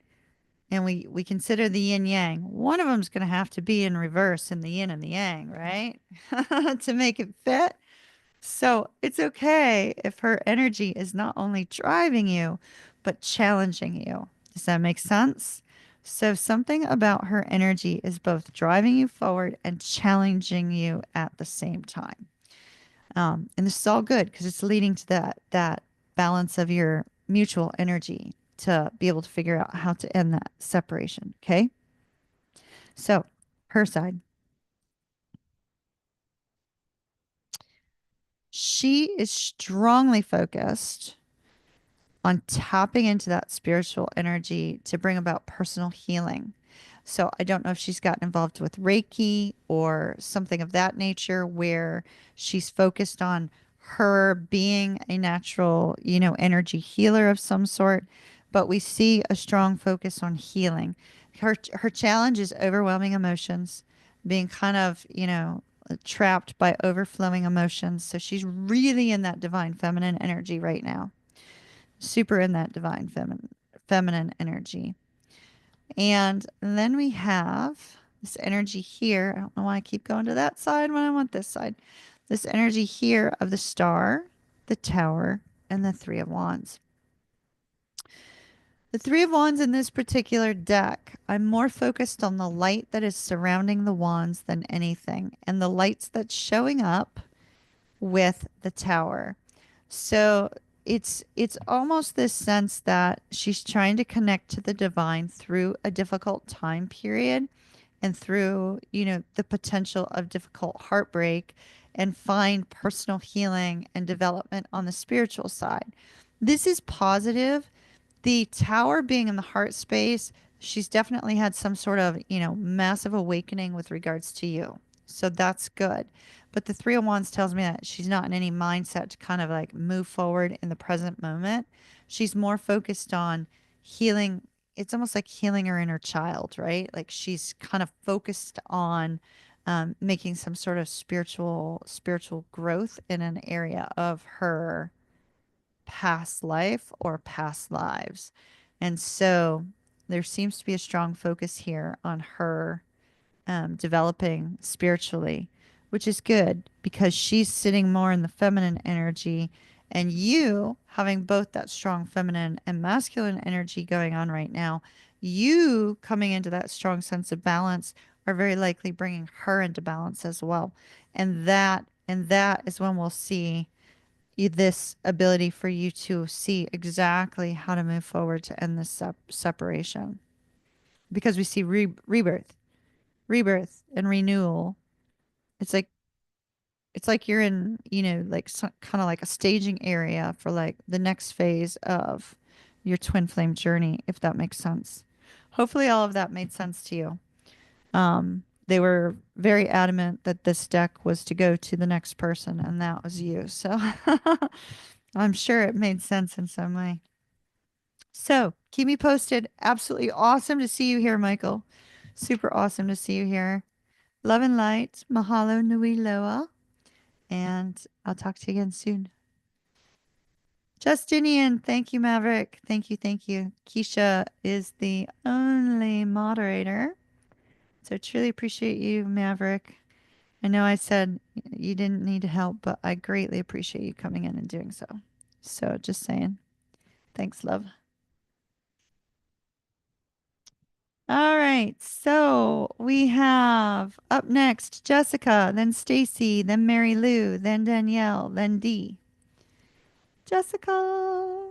Jessica, Jessica.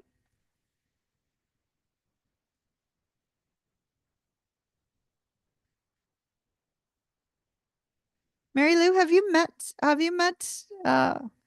don't think you've met Maverick. Maverick's my boyfriend, my soulmate. Let's see.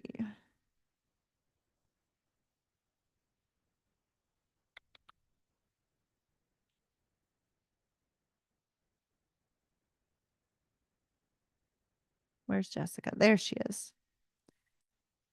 The Taurus. Okay, there's been some communication. Good, good, good. Well, we projected that communication, so that's awesome. I'm glad there's been some communication.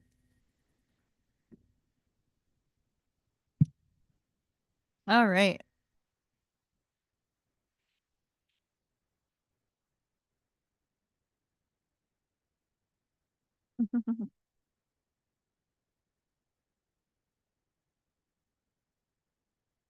Maverick, Mary Lou's been with us for a long time, but I haven't seen her in a while.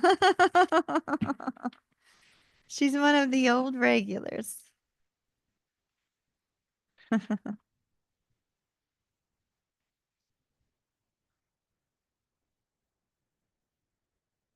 Jessica and the Taurus soulmate, please.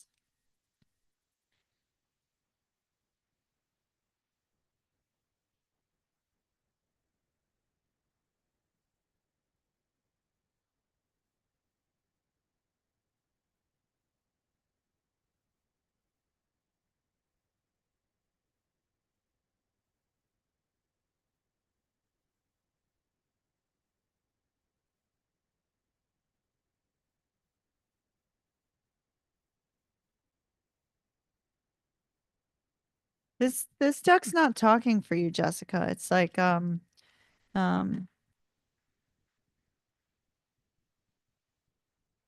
does not feel like your energy. Hold on.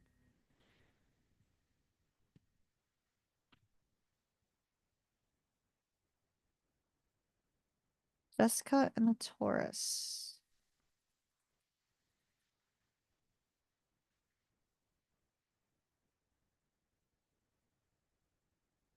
Jessica and the Taurus.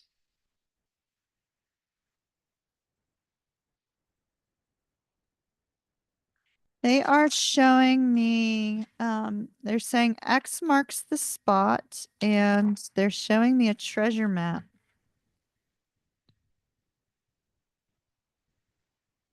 Treasure map.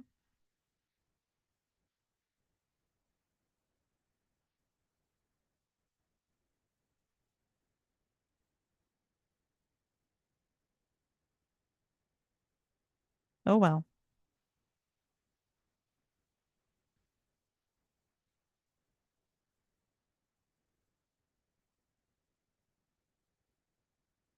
Hey, Jennifer.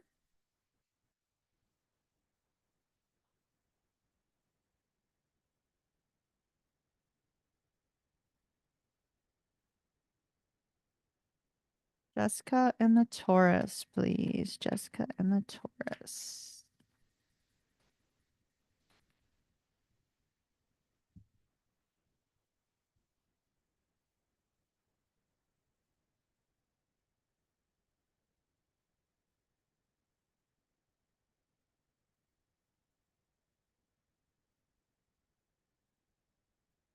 All right, where's this going in the next few weeks, please? Where's this going? Flying cards, my dear. Flying cards everywhere. Flying cards. Okay.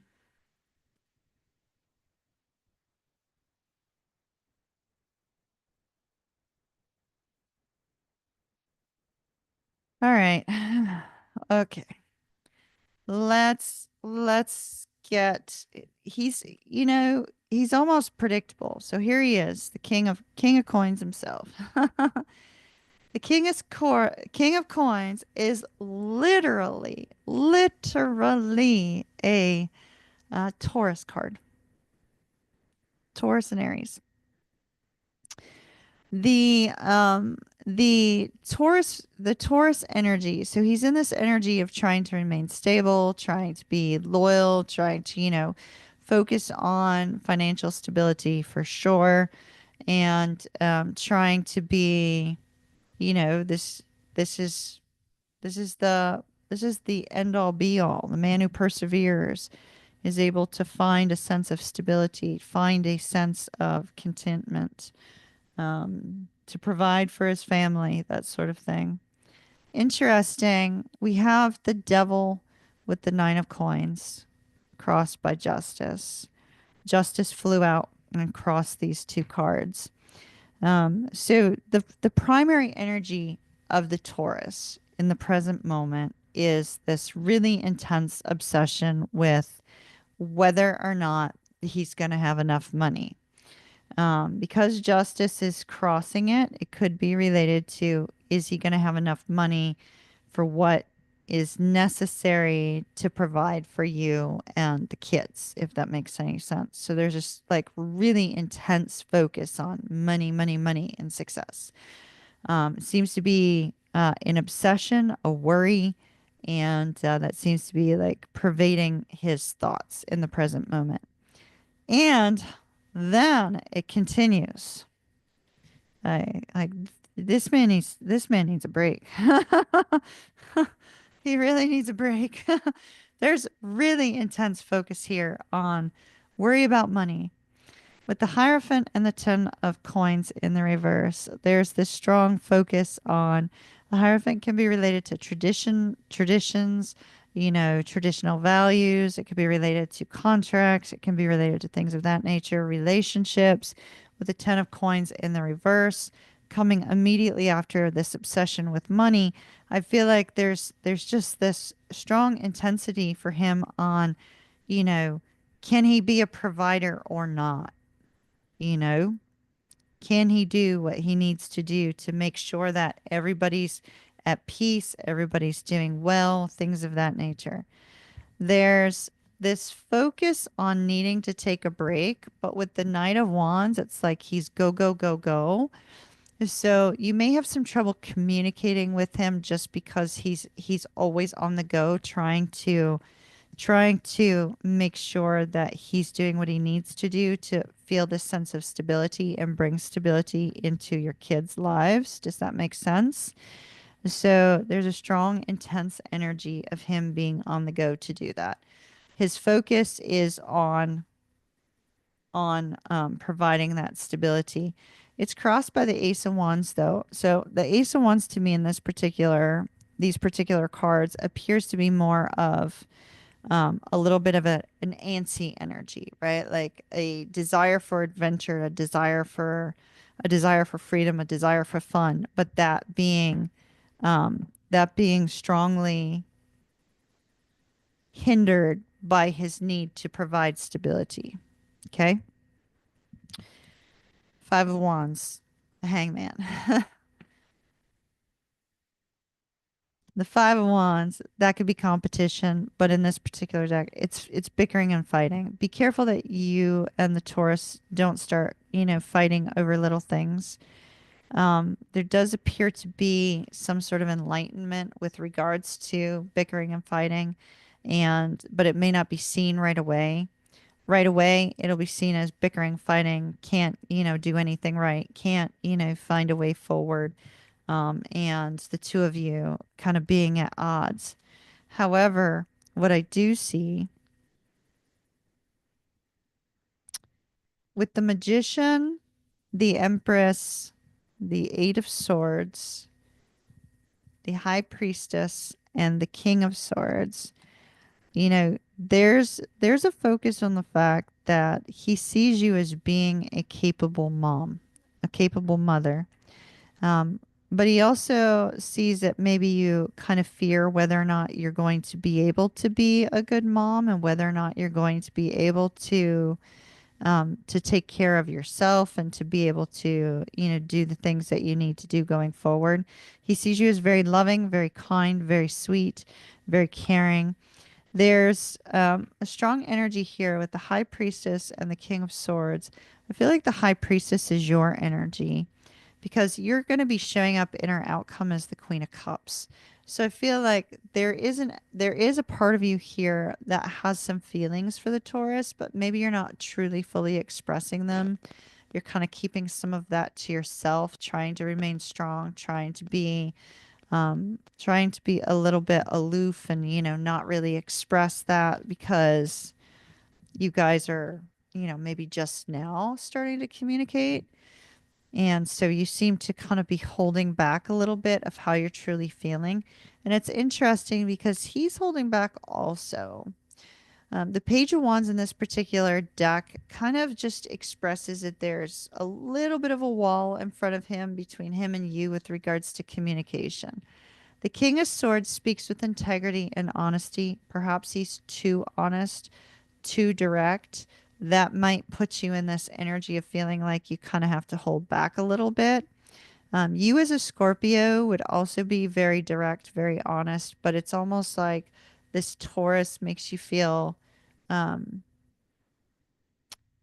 it's kind of like what they're bringing to my remembrance. It's kind of like I'm very I'm very direct, very very focused, very like when I communicate it's very kind of like this is the way it is, right? Um but around Maverick, I prefer to allow the femininity and the feminine side of me be more open. Does that make any sense? And that's kind of what I'm seeing for you and this Taurus as well.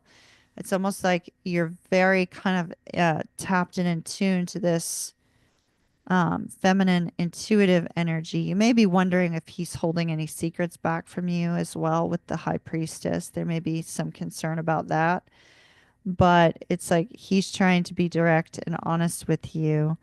And so I see this energy. Our outcome is the Page of Wands and the Queen of Cups. So it's like incoming communication that may be fun, maybe brings your hopes up a little bit, and a desire for you to kind of communicate more on an emotional level, but yet I feel you're going to be pulling back, kind of letting things play out naturally. So I actually see the two of you kind of growing a little bit closer through communication.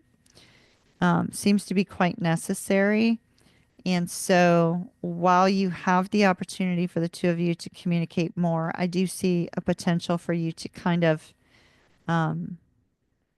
trigger some of that fun emotional bond that the two of you had originally and see if anything can be built off of that. So Page of Wands, I'd kind of start off on the friendship level, but it looks like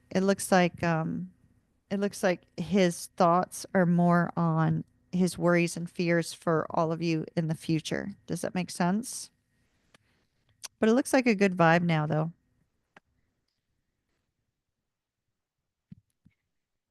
I like that he's showing up as the King of Coins because that tells me that his primary focus is on stability, stability for both of you, which is good. So that looks lovely. Love and light to you, my dear. Mahalo nui loa. Happy holidays, all that wonderful good stuff. Let's see. Stacy, Mary Lou, Danielle, and Dee.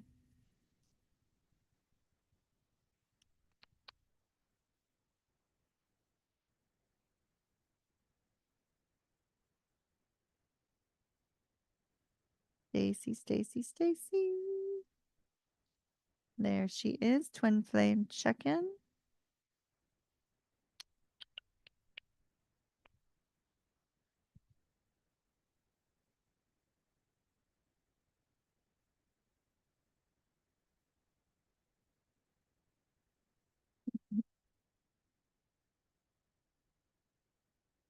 A lot of familiar names you're not seeing. Which names? So Connie's still here. Jennifer and Jen are still here. Who else? Bobby's still here. You just saw Michael's name earlier. Michael's still here. Who else was around then? Kim shows up every once in a while. Um, Leslie's still here. Stacy's still here. A lot of the old names are still here. You might recognize them more, you know, as you kind of like go along. I'm trying to think who else was in those great big huge VIP chats.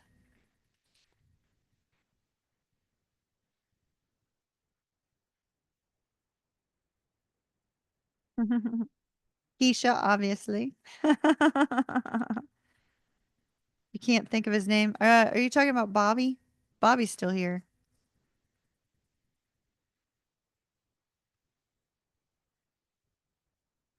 All right. Stacy and the twin. Stacy and the twin. Stacy and the twin.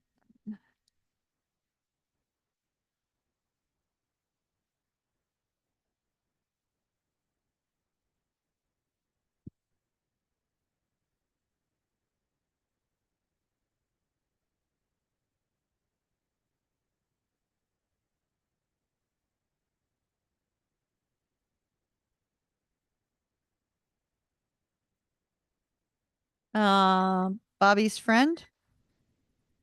Bobby's friend is also still here.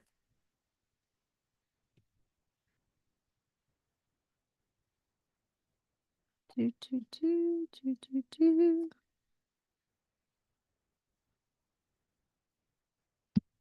Charles. Charles.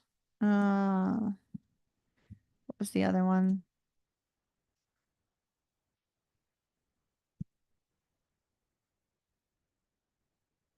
Wasn't VIP, but was Fusion. Fusion, yeah. Fusion is still here. He's just not logged in at the moment. Yeah, he's still with us. He's still with us. Fusion? Yep. He was at every live. Yes, he was. My goodness. Hopefully he's doing well. He's not in today. All right, Stacy, let's go ahead and let's get started. You have the Page of Wands. I like the Page of Wands in this one because this is the overall energy, right? So the overall energy between the two of you is kind of like this playful, fun vibe. But it could also be affected by the full moon in Gemini, where the full moon in Gemini over the next couple weeks has that energy of connection yet desiring freedom, desiring connection, desiring freedom. And so that's kind of interesting that it would come up, right? With the Empress directly underneath. So that's your energy. So this could be you desiring, a little bit more fun, zest, zeal, and excitement between you and the twin. Interesting, the Nine of Swords came out on its own separately, which I feel like there's a lot of negative self talk for either you or the twin, or perhaps both of you. So, straight up or sugarcoat, darling? I think you probably would want me to go straight up. Outcome's a little bit rough. So let me know if you'd like it with a little dash of sugar or a couple dashes of bitters, and so we'll see what's going on there. Okay, between the two of you, your biggest challenge is his lack of giving you what you need. Six of coins. So this is an energy of reciprocity, of giving and receiving. There is not an energy of giving and receiving between the two of you. However, there's a strong energy of connection. See the infinity symbol behind all of this, right?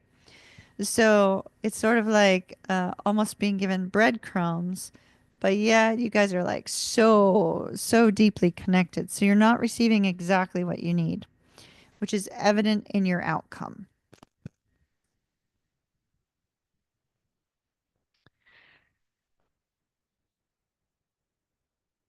I will talk about your energy because it leads to the outcome last. So let's talk about his energy.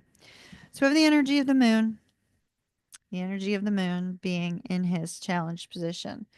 So this could be him hiding something from you or something being hidden from his own view. This is also very deep emotions, right? He's plagued by deep emotions he refuses to look at. It's almost like I can't look at these emotions, I can't consider them, don't even want to express them. There's a tremendous amount of love here for you though. There's a deep love we see with the 10 of cups. So deep love with the moon. It's like scared about the future. Fear of the future getting in the way of actually connecting. Oh, everything great is on the other end of fear. I wish the entire world would understand that. So many people would be able to get past the difficulties if they could just get past the fears. So here we have a tremendous amount of fear of the future, but yet deep love and affection for you. Heart wise, you are the one that could be his long-term partner, right? You are the one that he could love for a lifetime, the one that's stable, the one that's sweet, the one that's kind, the one that's loving. But yet, he's still not giving you what you need. I do like the next card though. All right. The next card indicates that he's trying to figure things out. He's trying to figure out exactly what he feels. So there's a strong essence of feelings. Men don't like to be in that space of feelings, right? It doesn't feel comfortable for them. They've been taught from a young age, feelings bad. Feelings bad, connection bad, so we see him in this energy of reflecting on what he truly feels, but not taking action. And what I see from your side is that you're effing sick of him not taking action on his feelings with regards to you. So, your challenge is the connection, the energy that you're in. No bueno. Judgment, Five of Coins, Two of Swords. So,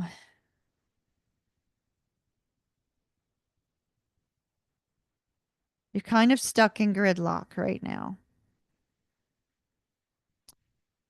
because you aren't receiving what you need.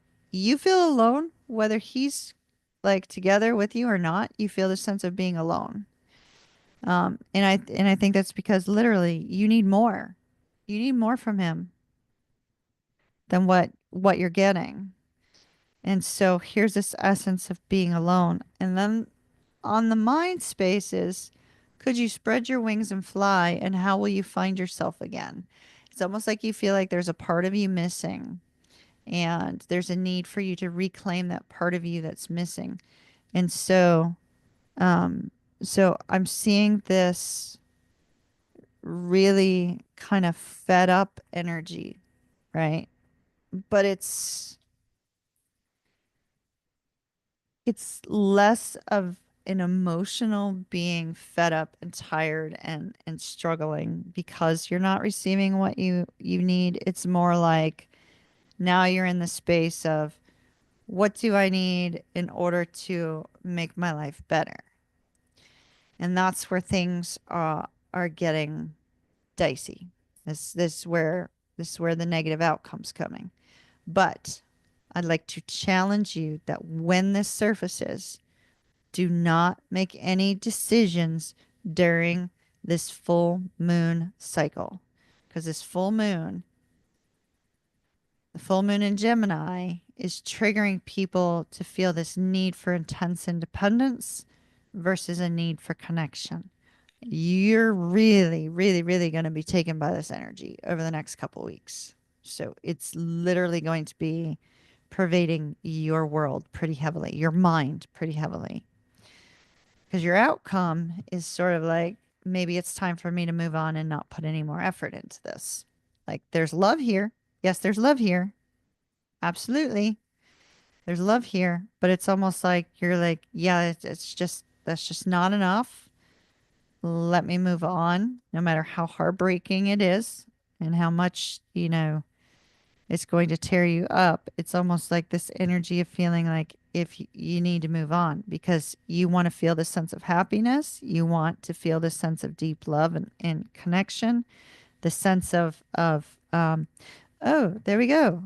X marks the spot. Treasure map. There's the treasure, right? Like where's your treasure? Your treasure is where your heart is.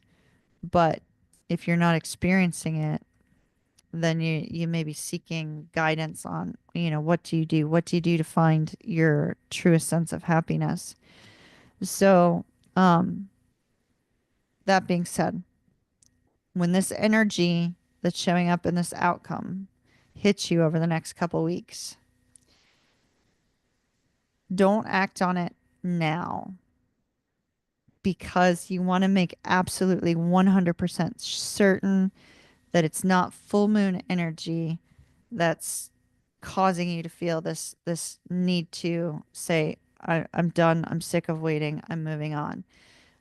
Because this full moon in Gemini can cause that. Now, full moons are meant for endings and new beginnings. Yep, they are. So I can understand when this hits you, you may say, I'm done, I'm out. But the reason I caution you on that is because your reading is literally showing me everything I saw in the full moon in Gemini astrological energy. So we want to make sure that you're just not your chart isn't caught up in it, right? Because you may have some very strong positions within your chart and these transits that are causing extra energy being brought to this. So I would wait until after the new moon energy is well in way before you make a decision to say, yeah, I don't want to deal with it. Um, you said you do need more. He comes over a few times a week. You speak multiple times a day, but it's not fulfilling to you. Yeah, exactly. That's what I'm seeing. You need more. You need more. And it's showing here very, very strongly. And so I do feel you are probably going to move on from this. And, but like I said, I caution you to wait until you're in the midst of the new moon energy, just to be 100% certain that it's right for you. Does that make sense? Because this is going to hit you pretty hard over the next couple weeks, and it's going to kind of come and go. It's gonna be like, yep, I'm ready to move on. Nope, I don't want to move on. Yeah, I want to move on. No, I don't want to move on. So for you, my dear, you definitely need more and deserve more.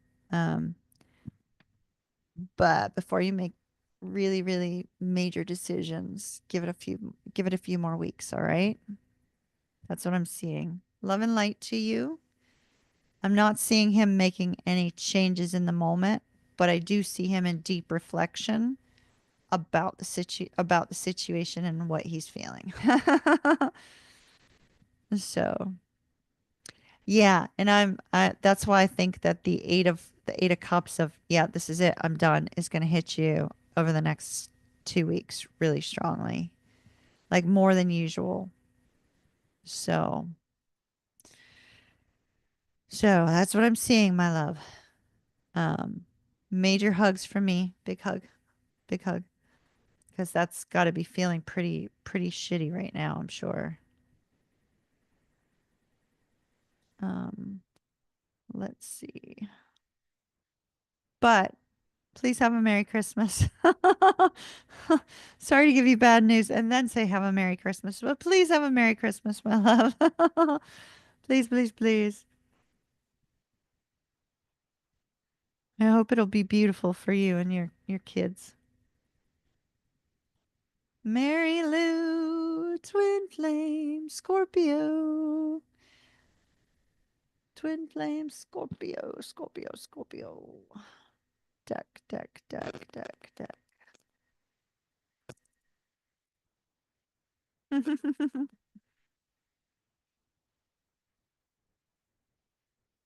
All right.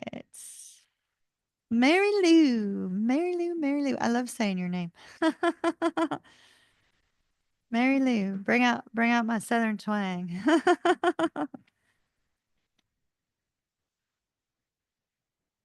Did Maverick disappear? I didn't see him ever answer you.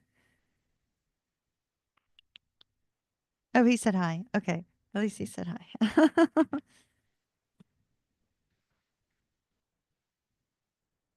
Mary Lou and the Scorpio twin.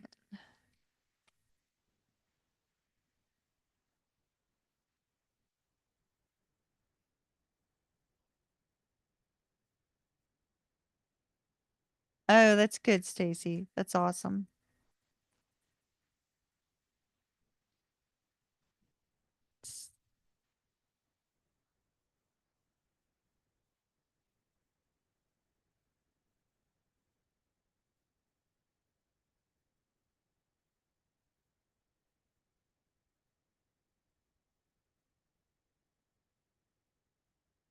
Um, Something about the hour.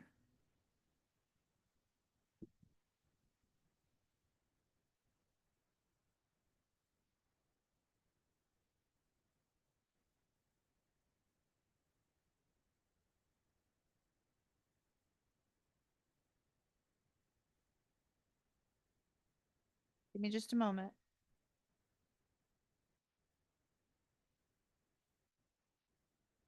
The hour draws near. That's what they're saying. The hour draws near.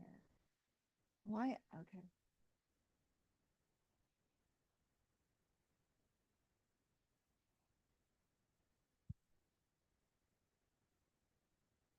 Draws near.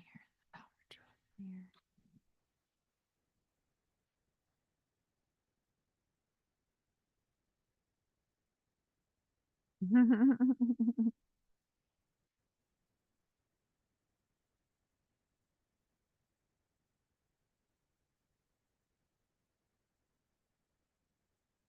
They're showing me that they're saying the hour draws near, and not only are they saying the hour draws near, but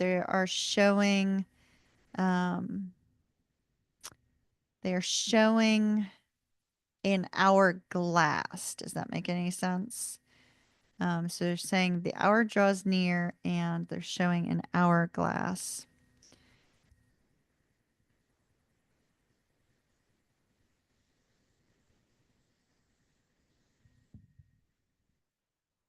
Hour draws near. Great job, Maverick.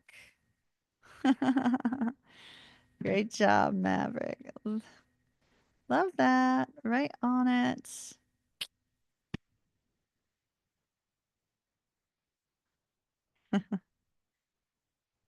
Mary Lou and the Scorpio. Hour draws near, showing an hourglass. Hour draws near for what?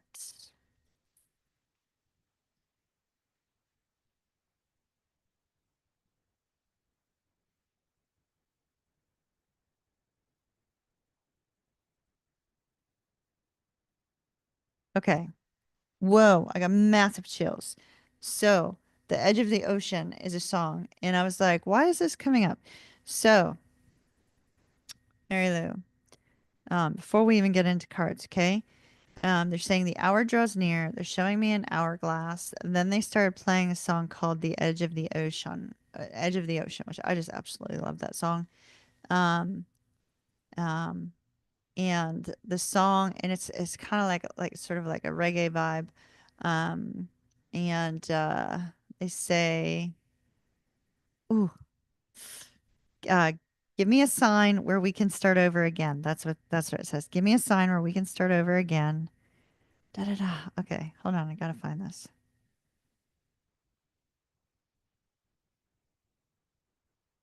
And let me change the timer. Edge of the ocean. It's by Stick Figure. Uh, and it starts out, so give me a sign that we can start over again. Let's go for a ride. Could this be where it begins? And all this time you held it inside somewhere. So throw me a line. Can we weather the storm till the end? I'm getting massive, massive, massive chills right now. Massive chills. And it says, and I run till I meet the sun, and I run until I reach the seas. At the edge of the ocean, there's a place to start over again. And so, that's what I'm hearing. And at the same time, um, the Five of Cups came out with the Empress. It's, a feeling of losing their divine feminine. Somebody,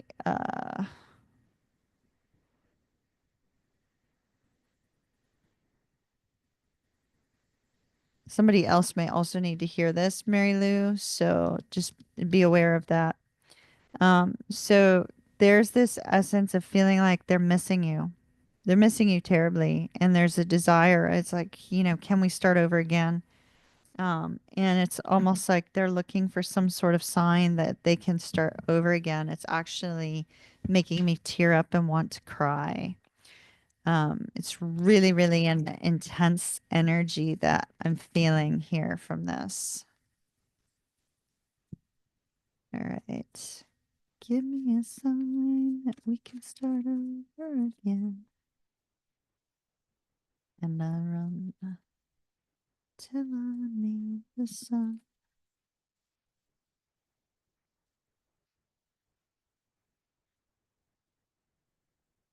Whoa. Holy shiitake. The Emperor, the Empress. The Emperor's coming out in reverse. He doesn't feel he why does this okay, so the Emperor came out in the reverse with the Nine of Swords. So your Scorpio does not feel like they can come forward for some reason. There's something with this Emperor in the reverse. They may have taken a massive, massive hit to their self-esteem. They may have taken a massive hit to their mindset or something of that nature. As a result, oh, not Nine of Swords, Seven of Swords, as a result of somebody betraying them. So this, your Scorpio has gone through some sort of mass betrayal from somebody else.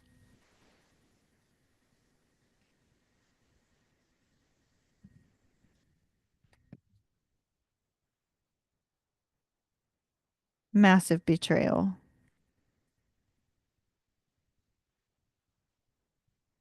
But the hour draws near.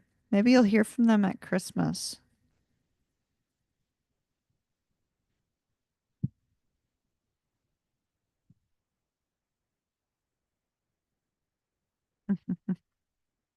Six of Wands. Okay. They are going to have victory over this feeling of feeling like,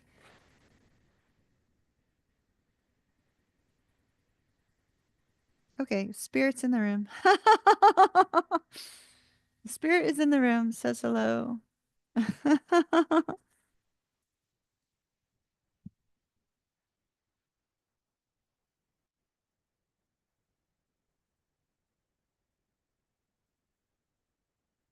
Victory over their confusion about communicating. Okay. There's going to be some sort of awareness that they can communicate, and they're going to get past their confusion here.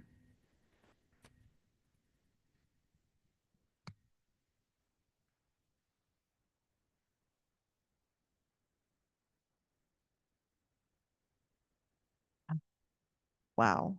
Wow. Wow. The Scorpio knows their twin flame. They know it. They know it. They're hiding it, but they know it. Okay. Okay. All right. So, what I'm seeing your twin flame really feels like they've massively, massively lost you. They feel a sense of deep connection to you.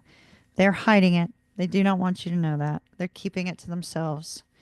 This person seems to be a little bit on the prideful side. No offense towards your twin. With the Tower, the Devil, and the Nine of Wands, I feel like some extreme difficulty has befallen them in the present moment, and this particular difficulty is what's triggering a lot of introspection for them.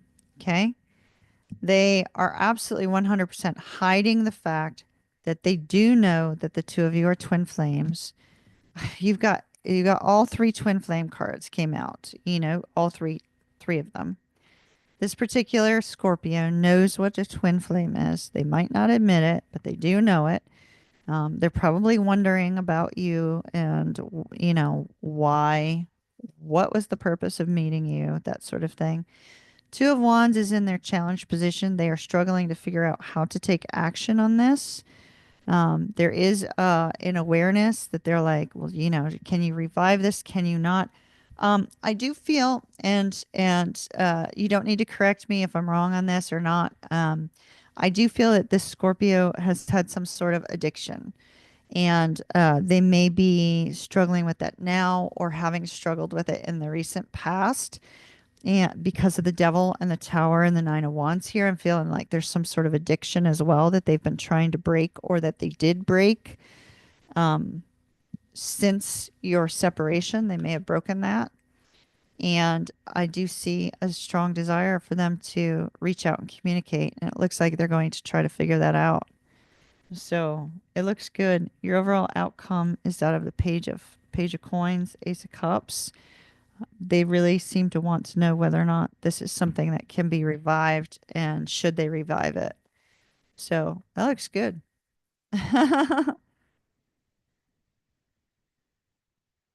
Oh, you explained it to his brother and you're pretty sure he told the Scorpio. Yeah, Scorpios are very inquisitive. You know, there's some smart cookies, man. There's some smart cookies.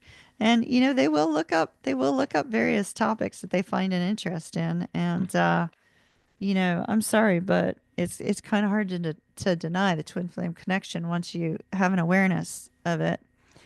Heck, I know my twin, like right from the very beginning, was trying to figure out why in the heck he was running from me. He didn't understand it, and I was like, well, I think I do.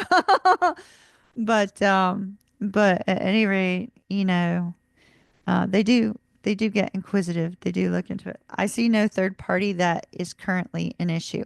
I do see somebody that walked away from them though, or that will be in the very near future.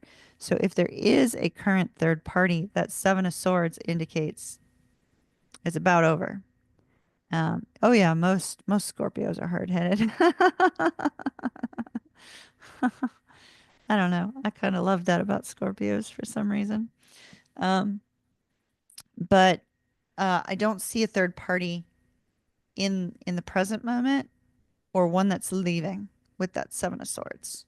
So definitely not a concern in the present moment. Does that make sense? Hopefully that makes sense.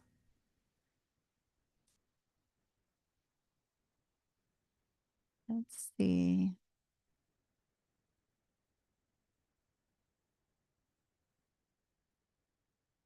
We got Danielle up next and then D. And let me make a minor adjustment.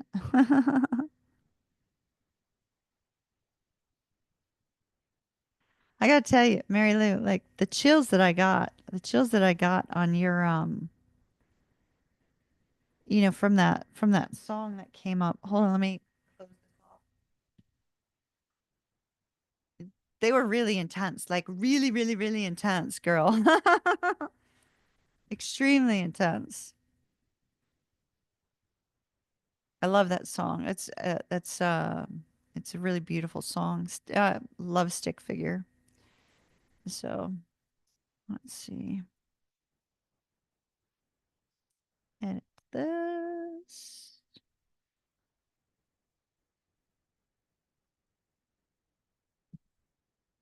All right. So D, you are going to be last, my dear.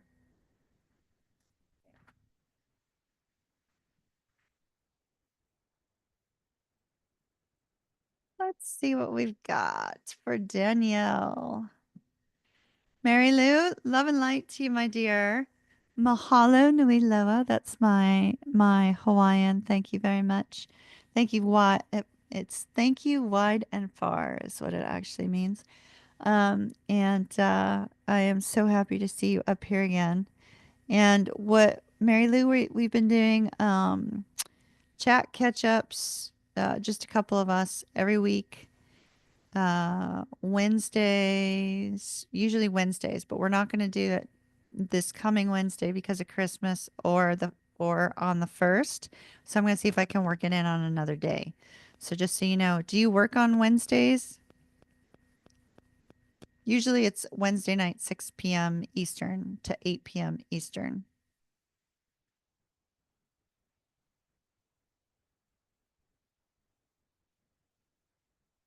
Danielle, twin flame, Pisces, Capricorn, Capricorn.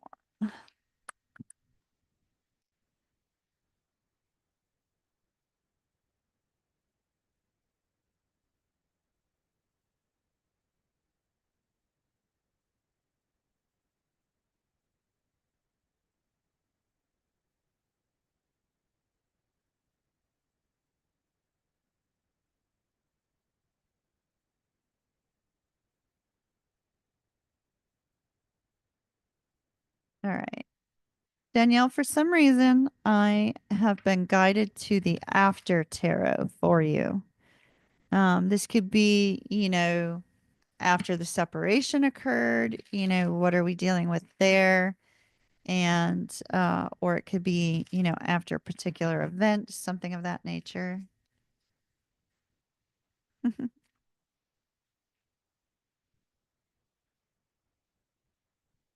Absolutely love seeing your face come up, Mary Lou. You made my night. Thank you.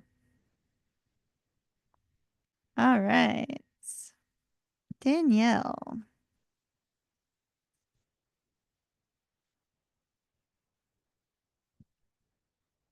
Pisces, Capricorn, twin flames.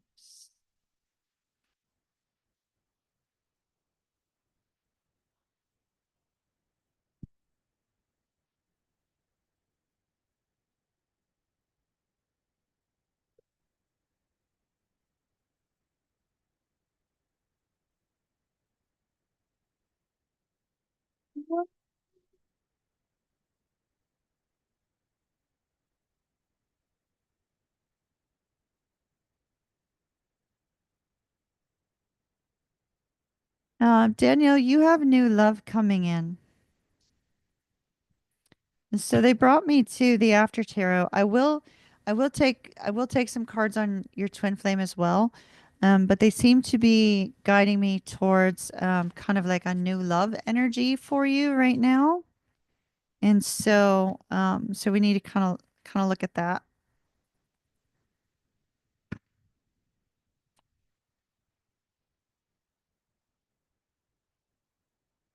Oh yeah, you definitely have new love coming in.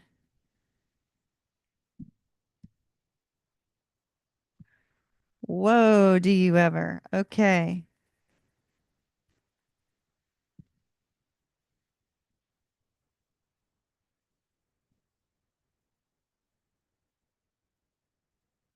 Holy smokes. Okay, so it's interesting. First of all, let's talk about this new love. Danielle, you're getting two readings because I've been guided to. We're looking at somebody new, then we'll grab cards on the twin flame, okay? I'll keep the new one kind of short though. So interesting. Six of Wands in this particular deck. This is the after tarot. So this is after an event happens. This was after your separation, no matter how long ago you and your twin ended up in separation. We see new love coming in, and this is somebody who is going to admire you. You're going to admire them. There's a strong mutual energy of connection, and I like that. I like to see that kind of energy. They're also just directing me to the deck that they want me to use for your twin flames. So I will start that here in just a minute. And so this new love that's coming in is showing right here in this Eight of Cups. This is you and the twin being in separation because there's a twin in the red coat right back here. But notice she's picking up a cup. This is new love coming. This is new love entering into your life. It's not you looking at all of these other cups and saying, "Ah, yeah, I can't do that anymore. I gotta go away," right? And it's indicating that you're also ready for this new love to come into your life. So I don't know how long you've been in separation from your twin, but I do see in the present energy, you are moving towards somebody very, very charming. This particular person that's coming in is going to be very charming, very sweet. They may have a little bit of an innocent energy, but they're going to be moving in very rapidly. Interestingly, I see you're a Pisces. The Knight of Cups does represent Pisces and Aquarius, but the Chariot represents Cancer, and we also have Scorpio energy on here. So there's a lot of water energy. I feel like you're going to be moving towards a water sign. There's a strong energy of you moving towards a water sign. You could be moving towards a Pisces, because we do have Pisces showing up here. That gets interesting. So, Spirit is stepping in and doing for you what you can't do for yourself with the Wheel of Fortune.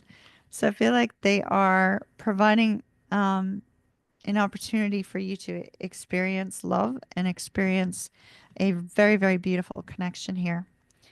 We have the Ace of Wands. This is kind of an exciting new energy, right? A fun and exciting new energy that's coming into your life. And with the Queen of Swords, there's this energy of sort of, allowing the energy to come, you communicating with someone, but they are coming in hot and heavy, baby. Hot and heavy with this Eight of Wands. Now, it's very much Cancer energy. Cancer does have a tendency to come in hot and heavy in pursuit in the beginning. So it could also potentially be some Cancer energy, shining through. But we see a lot of communication coming in. This, we see the Archer representing Sagittarius. This card is an energy of Sagittarius. So I feel like it's going to be exciting communication, communication perhaps about travel or communication about, various topics. But it's like you and this person are really going to work hard to try to get to know each other. And you're going to have a lot in common from what I can see. So, Danielle, you do have somebody new coming in. Looks like you're going to be open to it as well. But now let's take a look at your twin flame. Now, all I'm seeing with that new connection in the present moment is a lot of chat, a lot of talking.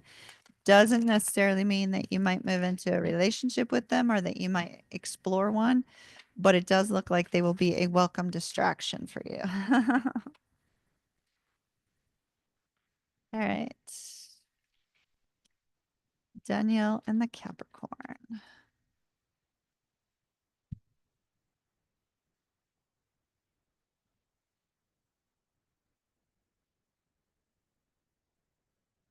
Oh my goodness. Wow.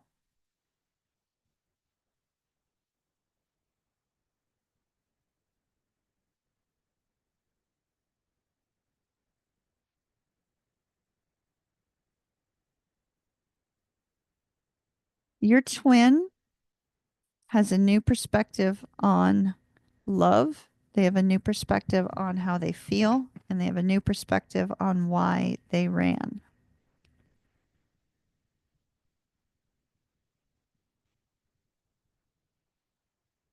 Let me show you why. I should show you the cards that I'm So that was for the other one. Sorry. So the Ace of Wands, to me with showing the Hangman here seems to be more like the aha moment. And we have the Knight of Cups. The Knight of Cups in this particular deck is actually the King of Cups.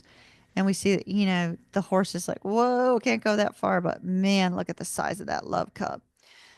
So this particular king is getting in really in touch and in tune with their emotions and why they ran from you.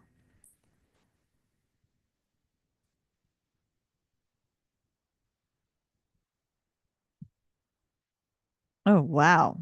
Wow, wow, wow, wow, wow. Wow, baby.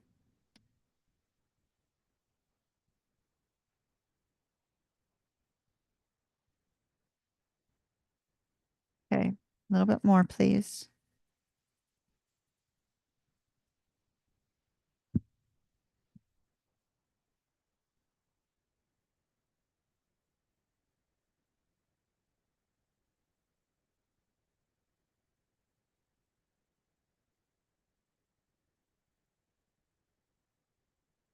So, we have spirit kind of taking the wheel, right? It's almost like from a religious perspective, like Christians say, Jesus take the wheel kind of thing. This is like not I'm not trying to be religious or anything like that, but it's like that. It's like letting the divine take the wheel, right? Letting the universe take the wheel. And it seems to be that there is an energy between you and your twin of a strong energy, a strong lustful energy. So there's a strong desire for both of you. That's normal in a twin flame connection for there to be like really, really intense chemistry. Because when the two of you are together, your energy is so heightened. When the energies are, in the same place, the energy is so heightened and the chemistry is usually extremely intense. So I'm not surprised to see that as sort of a challenge for the two of you. The challenge could be, you know, can you separate that from emotions? Because we see he's dealing with, or I'm saying he, but the Capricorn is dealing with an intense awareness of his feelings, right? So we see this king is becoming aware of his feelings. Your side, your side, Danielle, we got some stuff we gotta work on, which is not unusual for the divine feminine side to have some things to work through. So it's not unusual, but there seems to be a lot of focus on thoughts. So the Ten of Swords tells me that there may be some negative self-talk, right? You may be feeling like you're not good enough, or you may be feeling, like maybe things that people are saying are starting to get to you in the present moment and starting to make you wonder about this connection. You could also be dealing with people who don't necessarily understand the twin flame connection, and so there could be a lot of negativity surrounding you. Additionally, this Ten of Swords or Ten of Wands rather, it could be an intense amount of stress. It could be a tense amount of stress at work, a tense amount of stress, in various areas of your life. But there seems to be a lot of stress regarding this twin flame connection. And so there's also, on a good end, Danielle, there's this energy of trying to heal some of this stressful energy that you've been dealing with regards to separation of this twin flame connection. Um, Not only is there this energy of you trying to heal while in separation, the Six of Swords tells me that you're trying to move on from these difficult energies, these difficult thoughts, this stress, the strain, the struggle. So that's positive. That's a good thing. Now, your outcome is just so amazing. I love it. I love it. Like I said, Spirit's taking the wheel. We have the Four of Wands, which is our twin flame card, and we have the Two of Cups. There is a very, very strong connection here between you and your twin flame. And I've got all of these wheel vibes, right? This Four of Wands, it looks like a wheel. It looks like a wheel. So we have that. We have the wheel itself, which is fate, destiny, spirit taking over, where we can't do for ourselves. And look, we have the chariot. And what is this chariot driver holding? Some sort of disc that is moving. And so I feel like there is going to be some movement in your twin flame connection in the near future. You have the Seven of Coins, which expresses a lot of waiting, a lot of, waiting, watching and waiting, waiting patiently, hoping that the time and the energy and the effort that you put into the connection will be returned unto you.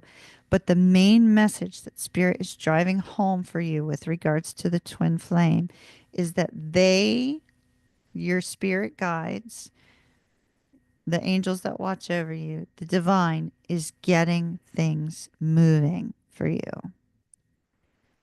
Movement. I mean, look at all that movement there. Things are going to start rolling again. You may not see it, but you may sense it. You may feel it. You may feel that the energy is in motion and that at any moment you're going to hear from them, or they're going to step out of that sense of separation, and Spirit's in charge of that. They're moving things into place for that to happen. So Danielle, that looks really fantastic. I'm going to leave that there. That looks lovely. Absolutely lovely. Love and light to you. Mahalo nui loa. Kiss, kiss. And keep me posted. As I always say, keep me posted. D. D, we have two. Two, two, two. Are you seeing 222? Because I just said 222.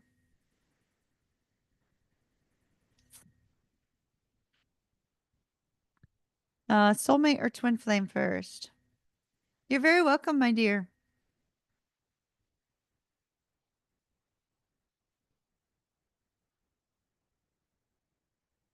Soulmate or twin flame first? Which would you prefer?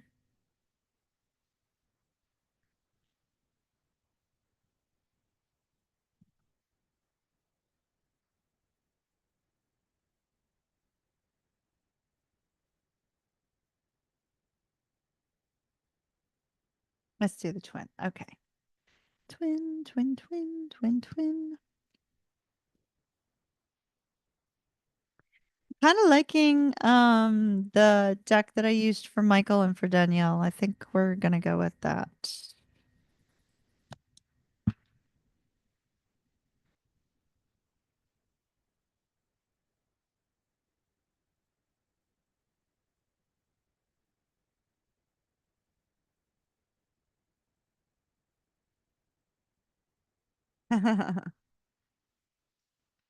Okay.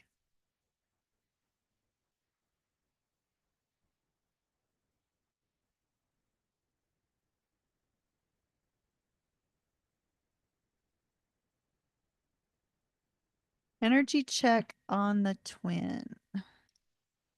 Energy check for the twin. Energy check for the twin.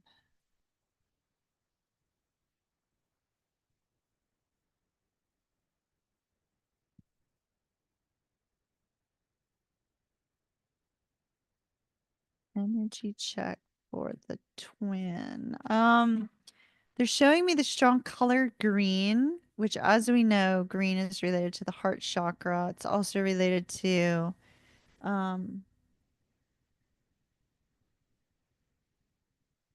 that sorry, something caught my attention.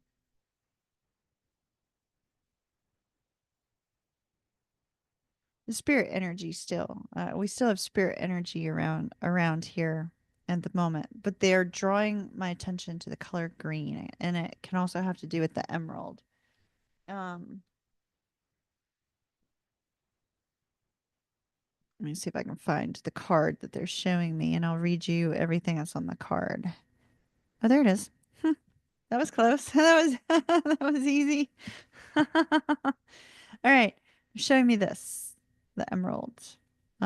So the emerald says healing, fertility, eternity, reflection, humility, rare, soul restoration, growth, strong relationship, mature love, and heart chakra. Free flowing love also.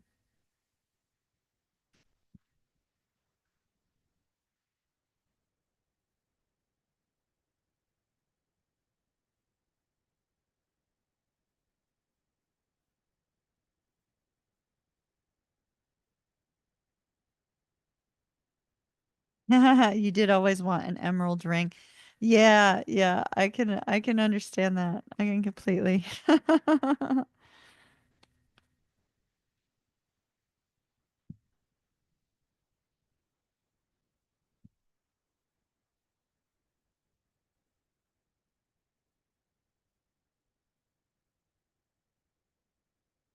Interesting. They mention the color green and then they bring up this intensely green card.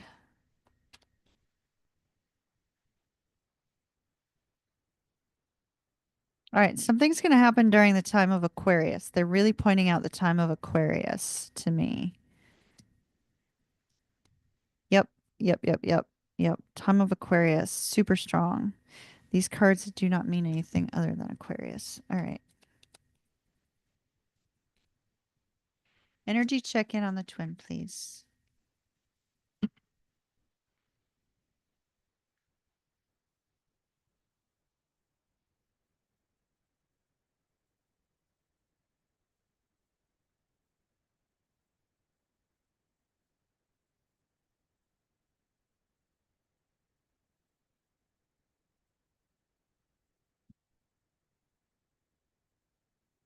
Now I'm getting Eye of the Tiger. Why Eye of the Tiger, Brad? No.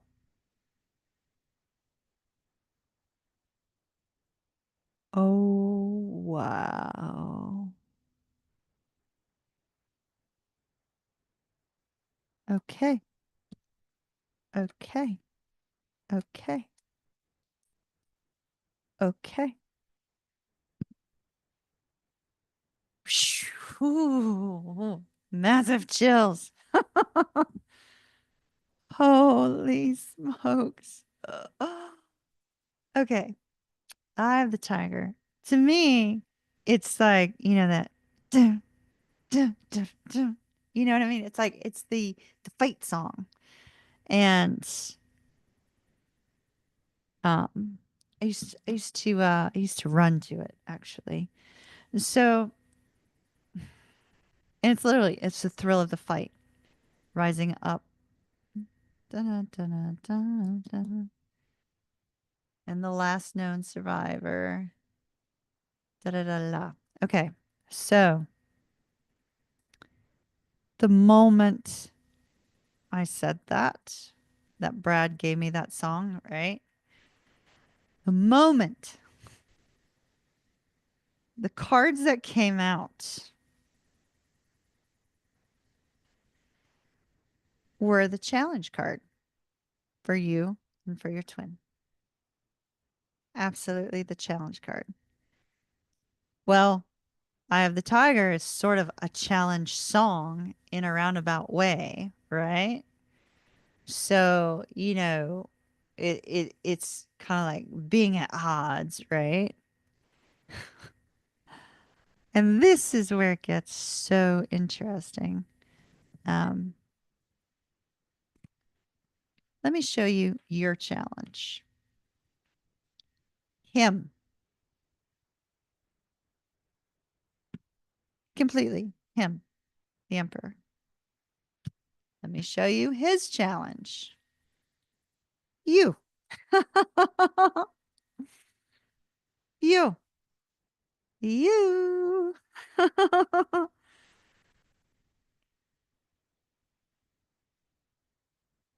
And you're looking at each other. So, what does this tell me? It tells me that both of you are focused on each other. Is this the twin flame masculine, the twin flame feminine, focused on each other? Like each other. Oh man, oh man, oh man. What you're thinking, he's thinking. What he's thinking, you're thinking.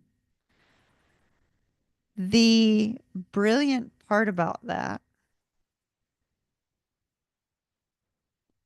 is that neither one of you's like fully aware.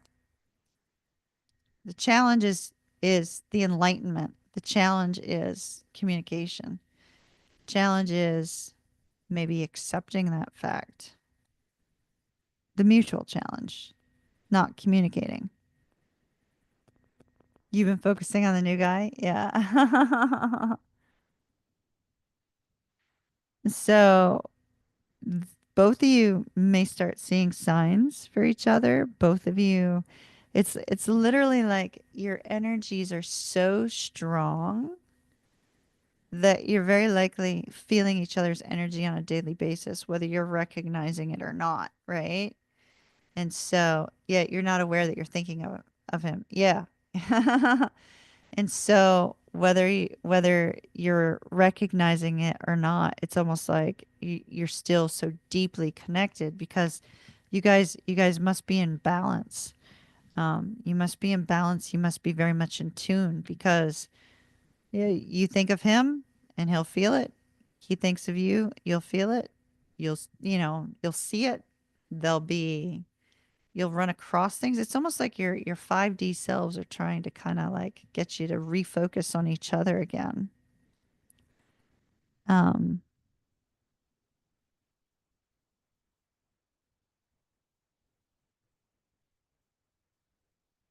he's softer. He's not as intense as he once was. He's softer. He's got more compassion, which is shown with the lamb. And you having the shield here, you're stronger. There's a good balance. There's a good balance of the masculine and feminine energy between the two of you. Very good balance. So, I like that. Now, energy for you towards him. We have the Princess of Cups. The is the Seven of Cups, and the Six of Cups. So that's the confusion in your heart about what to do, right? It's like what do you do? The Six of Cups, it's like, well, it would be really nice to reconnect. On the heart space, you have the Princess of Cups, though. So it's almost like, or on the head space. So it's almost like you're not allowing yourself to indulge in a lot of really deep thought about the love that you have for the twin or the desire that you have for the future for the twin, right? And that might be because your focus is on the other guy, right? But that's not what the card that came up as the challenge shows for you. So for him, Nine of Wands. This particular Nine of Wands, though, it's interesting because it's like to me this seems like a replaying of past communication, a rereading of past texts, because all those arrows are crossing over each other, and there's one wand right there in the middle. So it's almost like seeking some sort of enlightenment, seeking some sort of awareness from by reviewing past texts, past conversations, things of that nature. Heart, the heart space, Eight of Cups. He doesn't want to feel this way. He doesn't want to deal with this. He actually wants to kind of move on from it, but he can't seem to. You know, he absolutely can't seem to. And maybe he's trying to, but he just can't seem to let you go. And with the Princess of Wands, this is that energy of, it's passion and desire here. It's flirting with the idea of, reigniting this. Because over here, he's showing up as your perfect counterpart.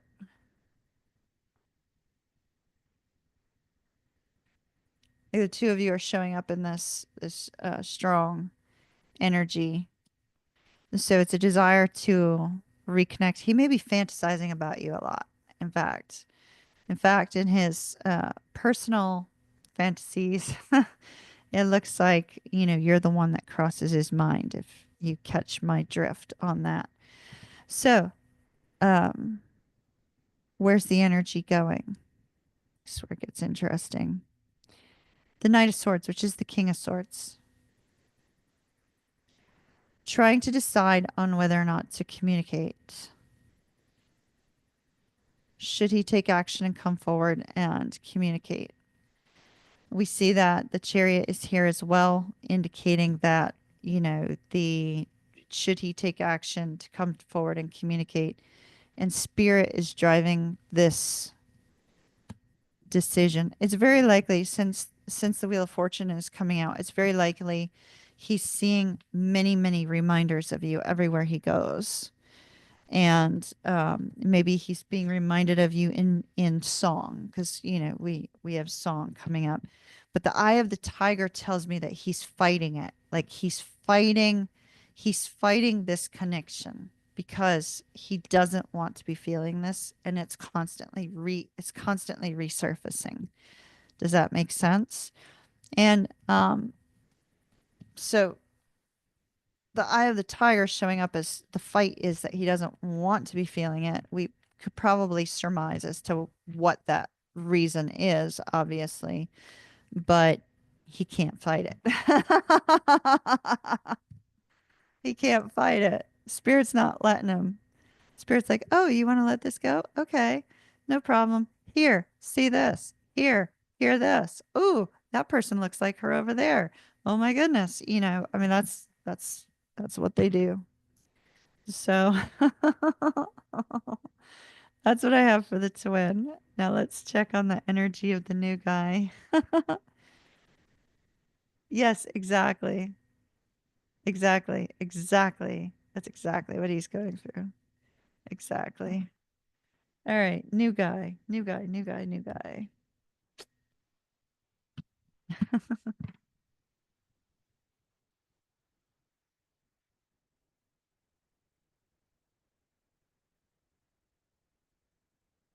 Soulmates.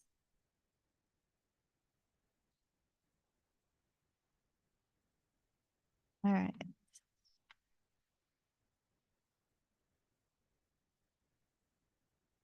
Okay, cool.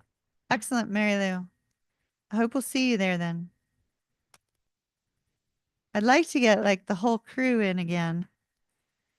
So,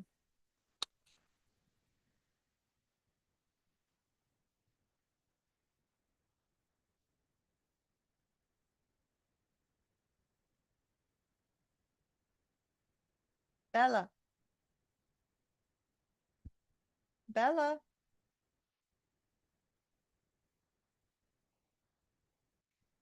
Dee, hold on. My dog's having a nightmare. I'll be right back. I promise I won't be long.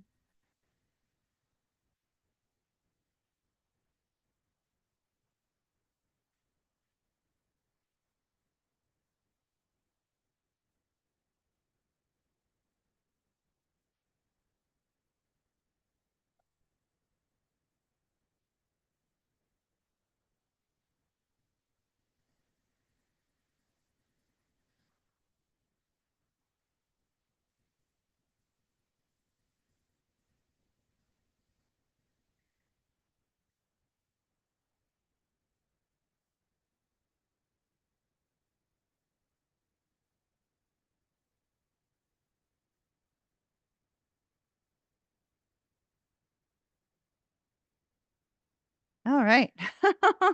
Sorry about that. Bella was having a nightmare. I heard her in there whimpering. Poor little thing. I went in there and she's tucked herself underneath my sheets. She knows she's not supposed to be underneath my sheets. And she's literally got the covers and the sheets up to her neck. So, so poor little thing. I was gonna shoo her out, but I need to wash sheets anyway, so it don't matter. All right. D and the new guy.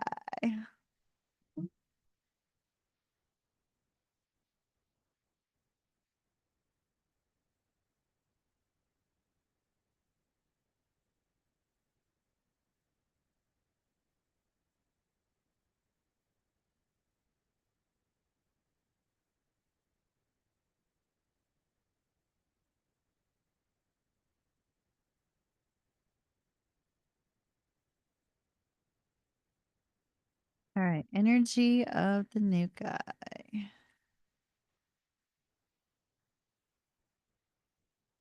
I am feeling an intense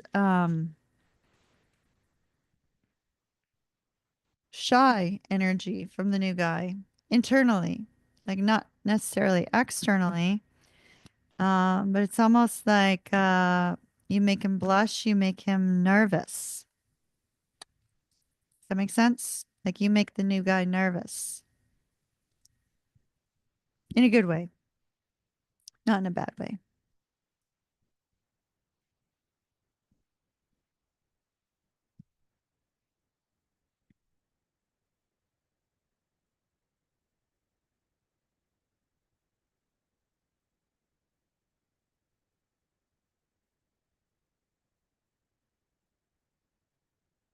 Wowza.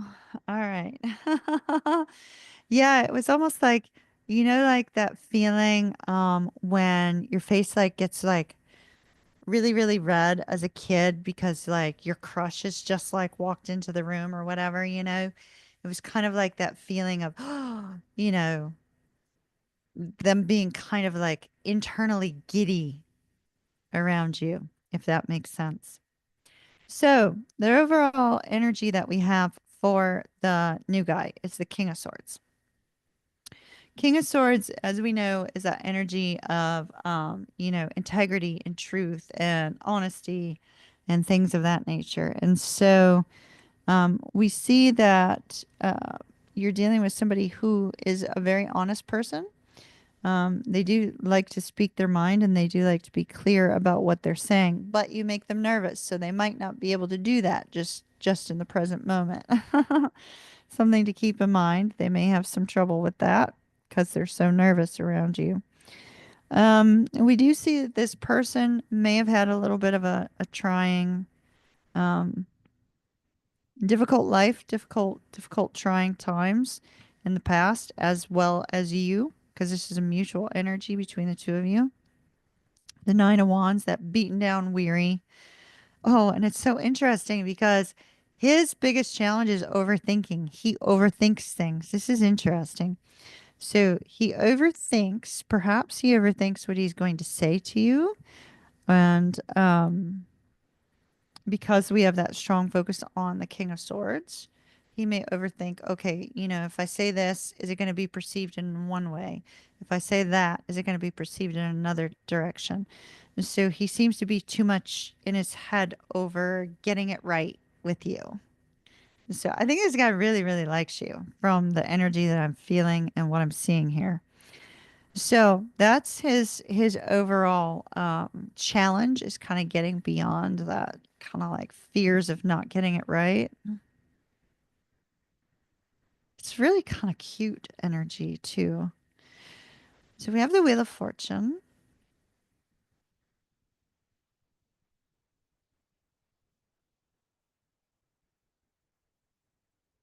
I don't know if you've talked to him about spiritual topics, astrology, things of that nature. He's got a curiosity about you and a curiosity about something that you have talked about. Whatever this is that you guys have talked about, it may have been related to fate and destiny, stars, things of that nature in some way, not necessarily in this connection. But he's got a curiosity about something related to you in that area. Um, with the Wheel of Fortune showing up here as well, I do feel that he feels he's pretty lucky to have met you.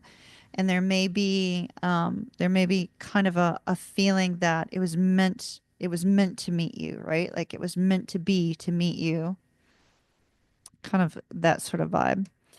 Interesting. Heart, King and Queen of Swords. Yeah. So it's interesting because that's what I was seeing here, right? And it's almost like he feels that you guys are a perfect match, that you are literally meant to be. So, um, he sees, especially with communication and perhaps the way you see and view love, and the way you see and view relationships feels like a perfect match to him. And his heart is going, oh, whoa, this is really perfect. Now, interesting because Knight of Cups is this energy of wanting to kind of sweep you off your feet, be romantic, be playful, have this beautiful, fun-loving energy. I like his energy towards you. It's great. It's really fantastic, actually. Um, it's also exceedingly cute. I don't know how old this guy is, but it's exceedingly cute. Whether he's older or younger or whatever, it's a very cute energy. Now, you, my dear, your challenge. Three of Swords. This very likely is related to twin energy, whether you're aware of it still being present or not. Four of Coins tells me you're holding back from this person. You're not opening up completely to them. You're holding back. There's part of you that doesn't want to get too close, but yet there's this essence of this nice connection that the two of you seem to have. And there does appear to be this energy of soulmate energy.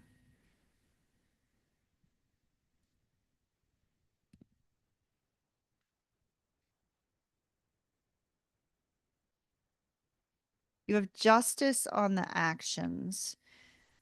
So this can mean a lot of different things. Obviously, justice can have to do with being fair-minded. Being fair within the connection. Are you being fair to him? If you're with the Three of Swords, if your heart isn't in it, it could also be, is this the right thing for you going forward? It's interesting because this particular scale has both that light and dark energy showing on it, and that's unusual to have two people on the Justice card. So, and it's got the yin yang symbol in there. So I feel like there's a strong focus for you on wanting to remain balanced and not wanting that balance to be upset by another person. It's almost like you would almost prefer to, it's nice to get to know this person, but you might almost prefer to be alone because you have the Nine of Coins coming out in the outcome. Um, in order to not upset the hard work and effort that you put into creating a balanced energy. Does that make sense? Like balancing out your energy after the twin flame. So, interestingly, you have the Nine of Coins, which is, like I said, a strong independent energy, right? Independent woman energy. However, here's where it gets interesting. Oh, see, that's exactly what's coming up. Oh my gosh, literally what you just said. Literally what you just said. So we have the Knight of Wands with the Tower and the Ace of Cups. I do see one of the two of you is going to be making a move towards the other, a stronger move towards the other. That Knight of Wands. I feel like it could be him because the Tower is going to be it's sort of surprising. Does that make any sense? Like it's sort of surprising that action is taken towards you to move this connection forward towards, this loving brand new start. So I find that to be fascinating because you literally had just said that, and that those three cards are showing. I don't feel it's going to be you because the Tower is shocking, surprising. It's almost like he finally decides, okay, I'm going to stop being so shy. I'm going to stop being so shy because I feel like I was meant to meet this person. They seem like they're the perfect fit. I'm just going to go for it. Right? It's kind of like that energy. Like I'm just going to go for it. I'm going to stop overthinking this stuff. And so, it's like the overthinking gets released and they decide to take action. So, we have a new moon coming up in a couple weeks, so it may be related to that time frame. Um, but I like it. It looks good. I like this person's energy with you. It looks really lovely. And he seems extremely sweet.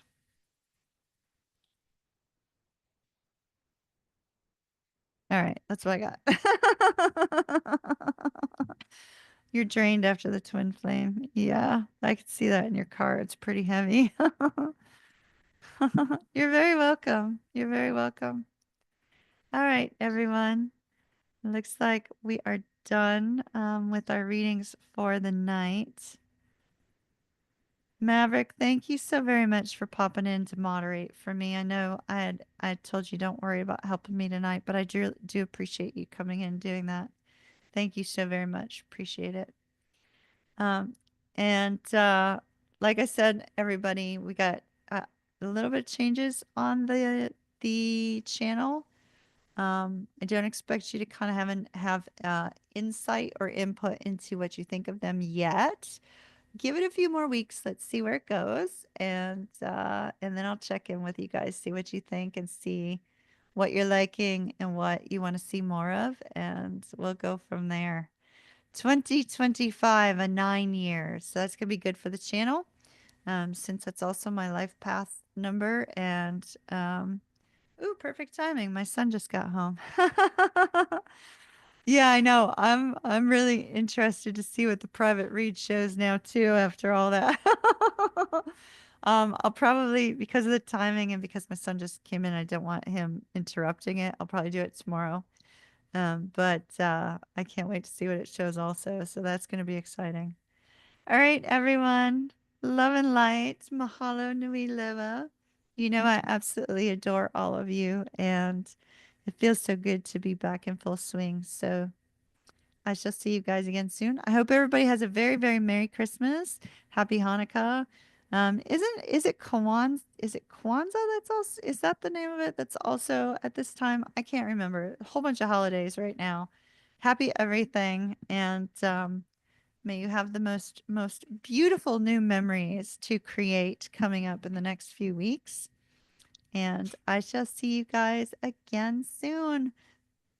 Kisses, much love. Until later.